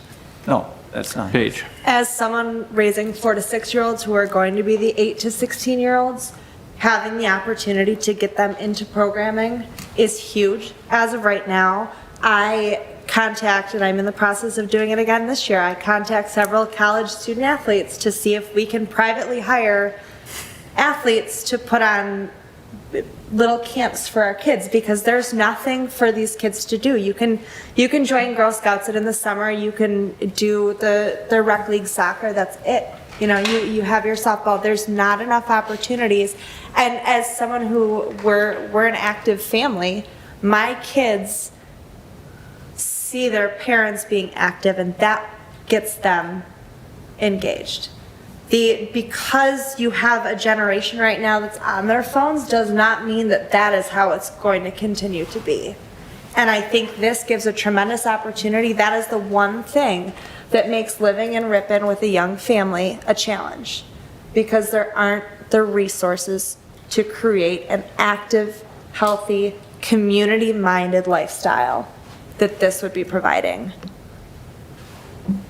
Jolene? Well said, Paige. And I know of people that go out of town to neighboring communities for soccer, for different, basketball and different things. So people are leaving our community for some of these programs, and maybe it is hard right now to get someone to fill a certain, you mentioned softball, but this person's job would be to know what are people interested in. I can imagine pickleball would be huge right now, as an example. I will also say that I'm going to point to, many of you know, my husband teaches political science at the college. He, a number of years ago, had a academic study that was published that looked at communities and how we bridge the gap of a polarized society. And the data is clear that when you have opportunities for people to join things, again, this was a number of years ago, but such as bowling leagues, but different ways that are not organized by politics, that get people involved, that no matter your politics, no matter your beliefs, this fundamentally helps the community to be closer and for people to interact from different economic backgrounds, again, different politics, and this is what makes communities healthy. So I think the more we can do this, the community that we say we know and love of Ripon, and people being friendly with each other, these opportunities to connect, we need to keep providing if we want to continue to be a community that we say people know each other and they're friendly. And now, the last thing I will just say about this job description, so I am 100% for a park and rec director for many of the reasons that were stated. I do feel that it does lack in some, this almost feels like this would have written, 30 years ago for a park and rec position. I think of where do we also talk about, and maybe this goes back to Ellen's first question about beautification of parks, but being that we are part of the watershed, being that we are caring about sustainability of our parks, and we know that we have some issues with ADA accessible playgrounds. I know that Kiwanis is currently doing a fundraiser to have more ADA accessible playground equipment, but it feels like having, pollinator friendly areas, areas looking at how parks are laid out, that would make sense to be a part of this, and that's not a part of the job description. And just to be clear that tonight the motion is just to plan for this in the budget. Not We to can adopt this. we can fine tune the job description once we get it finalized in the budget. But So we'll be building on but- it, that we'll revisit the actual job description. Yes, certainly bring, Adam, your suggestions for the job description. Yeah, if you want to see it not so old, It is old. but we based it off of other communities and we're just trying to get something on paper. And I think to your point about how, you know, a lot of this is going to be done in the plans that we're putting forward. You know, through the master plan, there's going to be areas that you're discussing, like, and concepts that are brought forward that they will then execute. And all of it's been, you know, publicly engaged. And so I think some of those things that you're talking about may get more boiled down to in like planning and just prioritization of those things. And certainly the job description, it's just a starting point, as well as, you know, my struggle with all this is you have to find the right person, because this is going to be an incredibly difficult job. You know, there's a lot of people in the community that support this, that are asking for this, but it comes from a place of distrust and broken promises. And that is engaging some of the most important organizations in our community that have stated this type of stuff to us staff and in our surveying. So this is going to be a very challenging and unique position that some special person hopefully we can find, because there's going to be a lot of community building that has to occur. Dave. So, the only question I really have, I like the whole idea of this, but one thing about having a full-time, I'm not seeing what they would do in the winter and spring here. Can you enlighten me on this? Yeah, so, you know, I think it's gonna come down to a lot of planning, grant writing activity, is gonna be a lot of, I would say, you know, building out community guides. So when, you know, somebody moves to this community and they have a summer and winter, or summer and fall and a winter and spring guide, 2 guides done every year, where they're out, you know, putting those things together, collecting information, scheduling it out. So when somebody moves to Ripon, they get a book saying, here, like, that is a ton of work, but, you know, here's what the school offers, here's what the city offers, here's what Boys and Girls Club offer, here's the number for baseball, for soccer, here's, you know, we are missing that. I mean, you know, so I think there are a lot of those tasks, as well as supporting the Senior Activity Center. Using the Senior Activity Center, there are programs that can be done in the winter that I think are more educational based, so that you can partner with local businesses, or say the library, or whatever community organization, and do young entrepreneur type work. You can do programs for cooking. There's just that's where the special person comes into play. But the possibilities and what other communities are doing, you know, year round are unique, as well as organizing fat tire biking, going on the trail that's built right there for cross country skiing.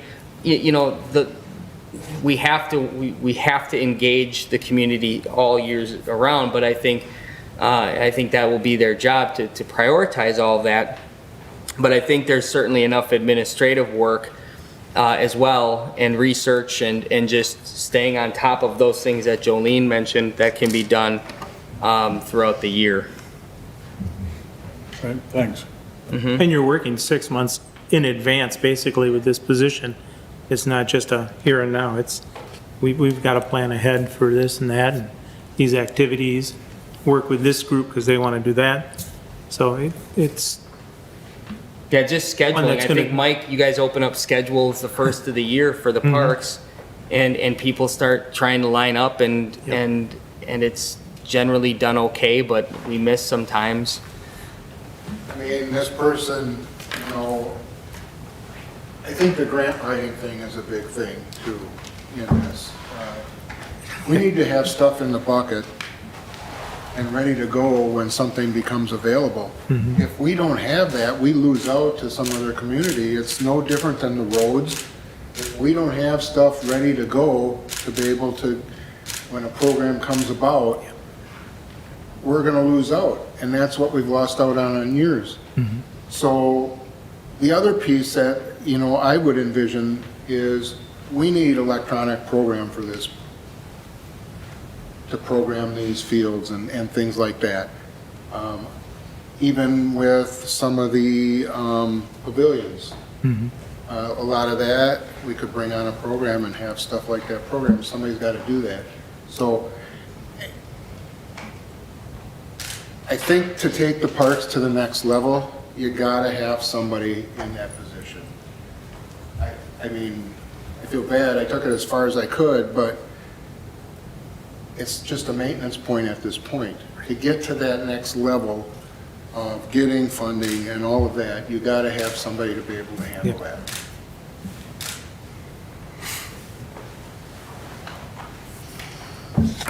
Any further discussion?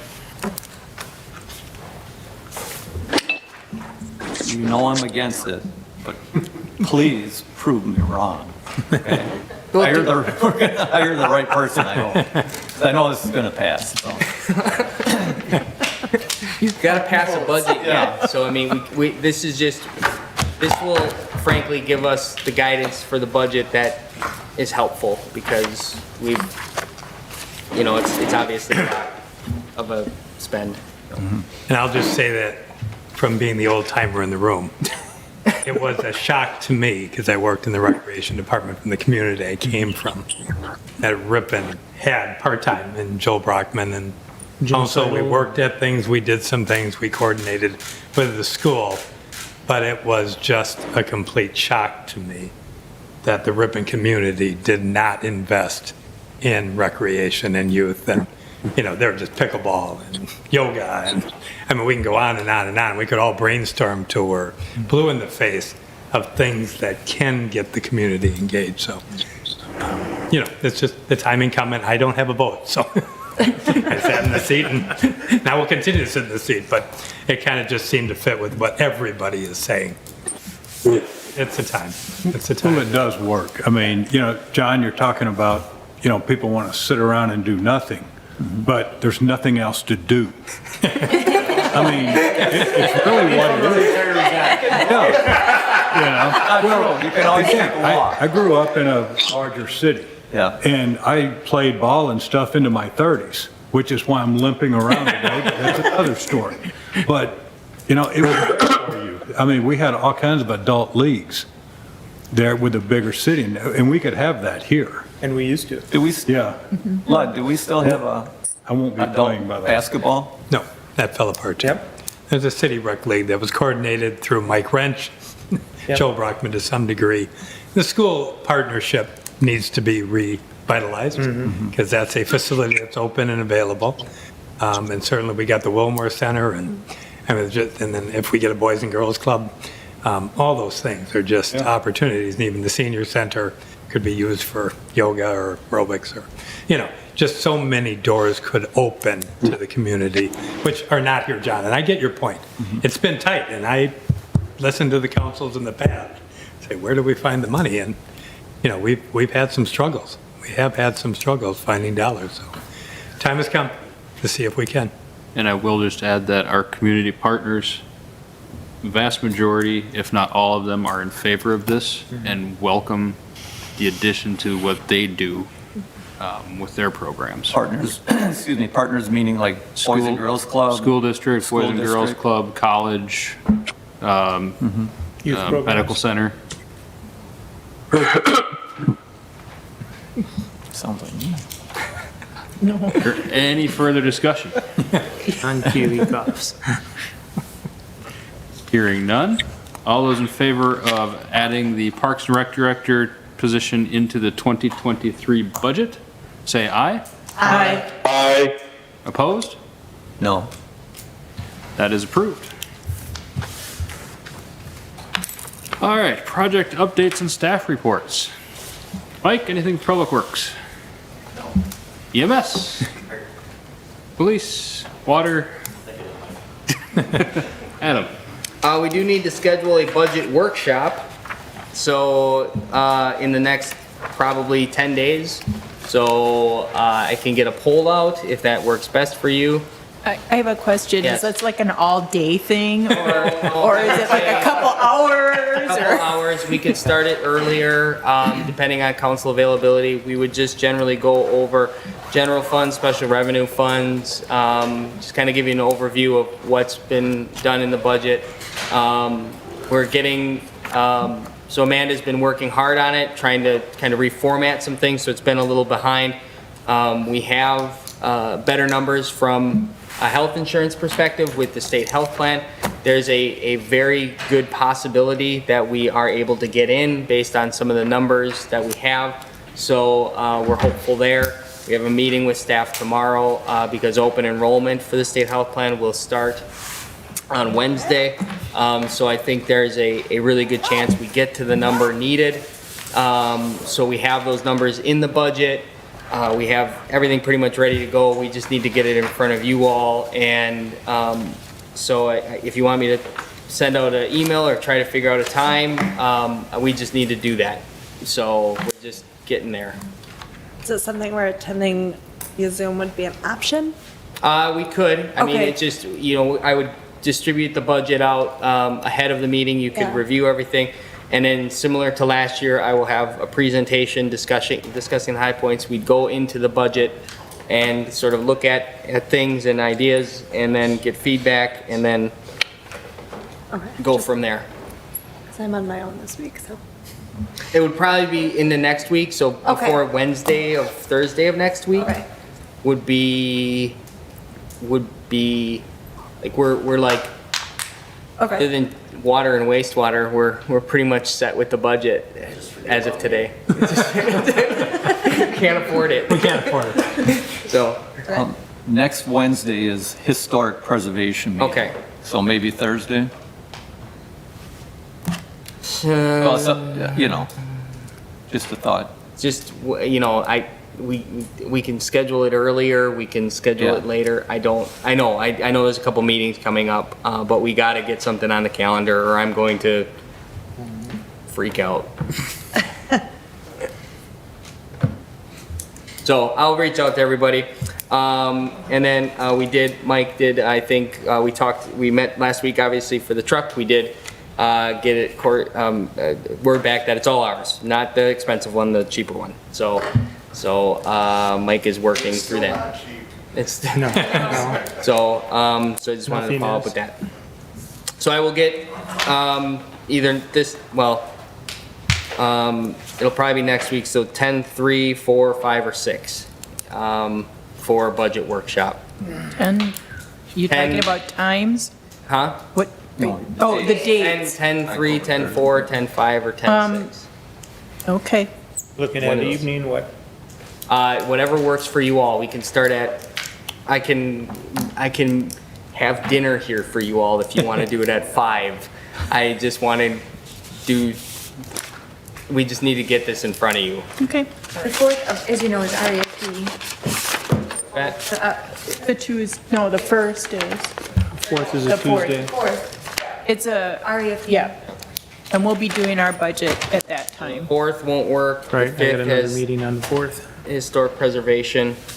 So the 3rd, does that work for everybody? Monday? Works for me. Monday? No, I can't do Monday. I'll be out of town. So not Monday, not Tuesday, Thursday. Thursday? The 5th? Thursday's fine. In the evening? Yep. Yeah. I'll make- Okay.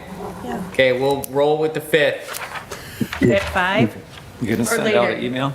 I will send you out a whole packet of stuff. I just have to that all you cancel got? my Apple Arcade subscription. That's all I got. Thank you all.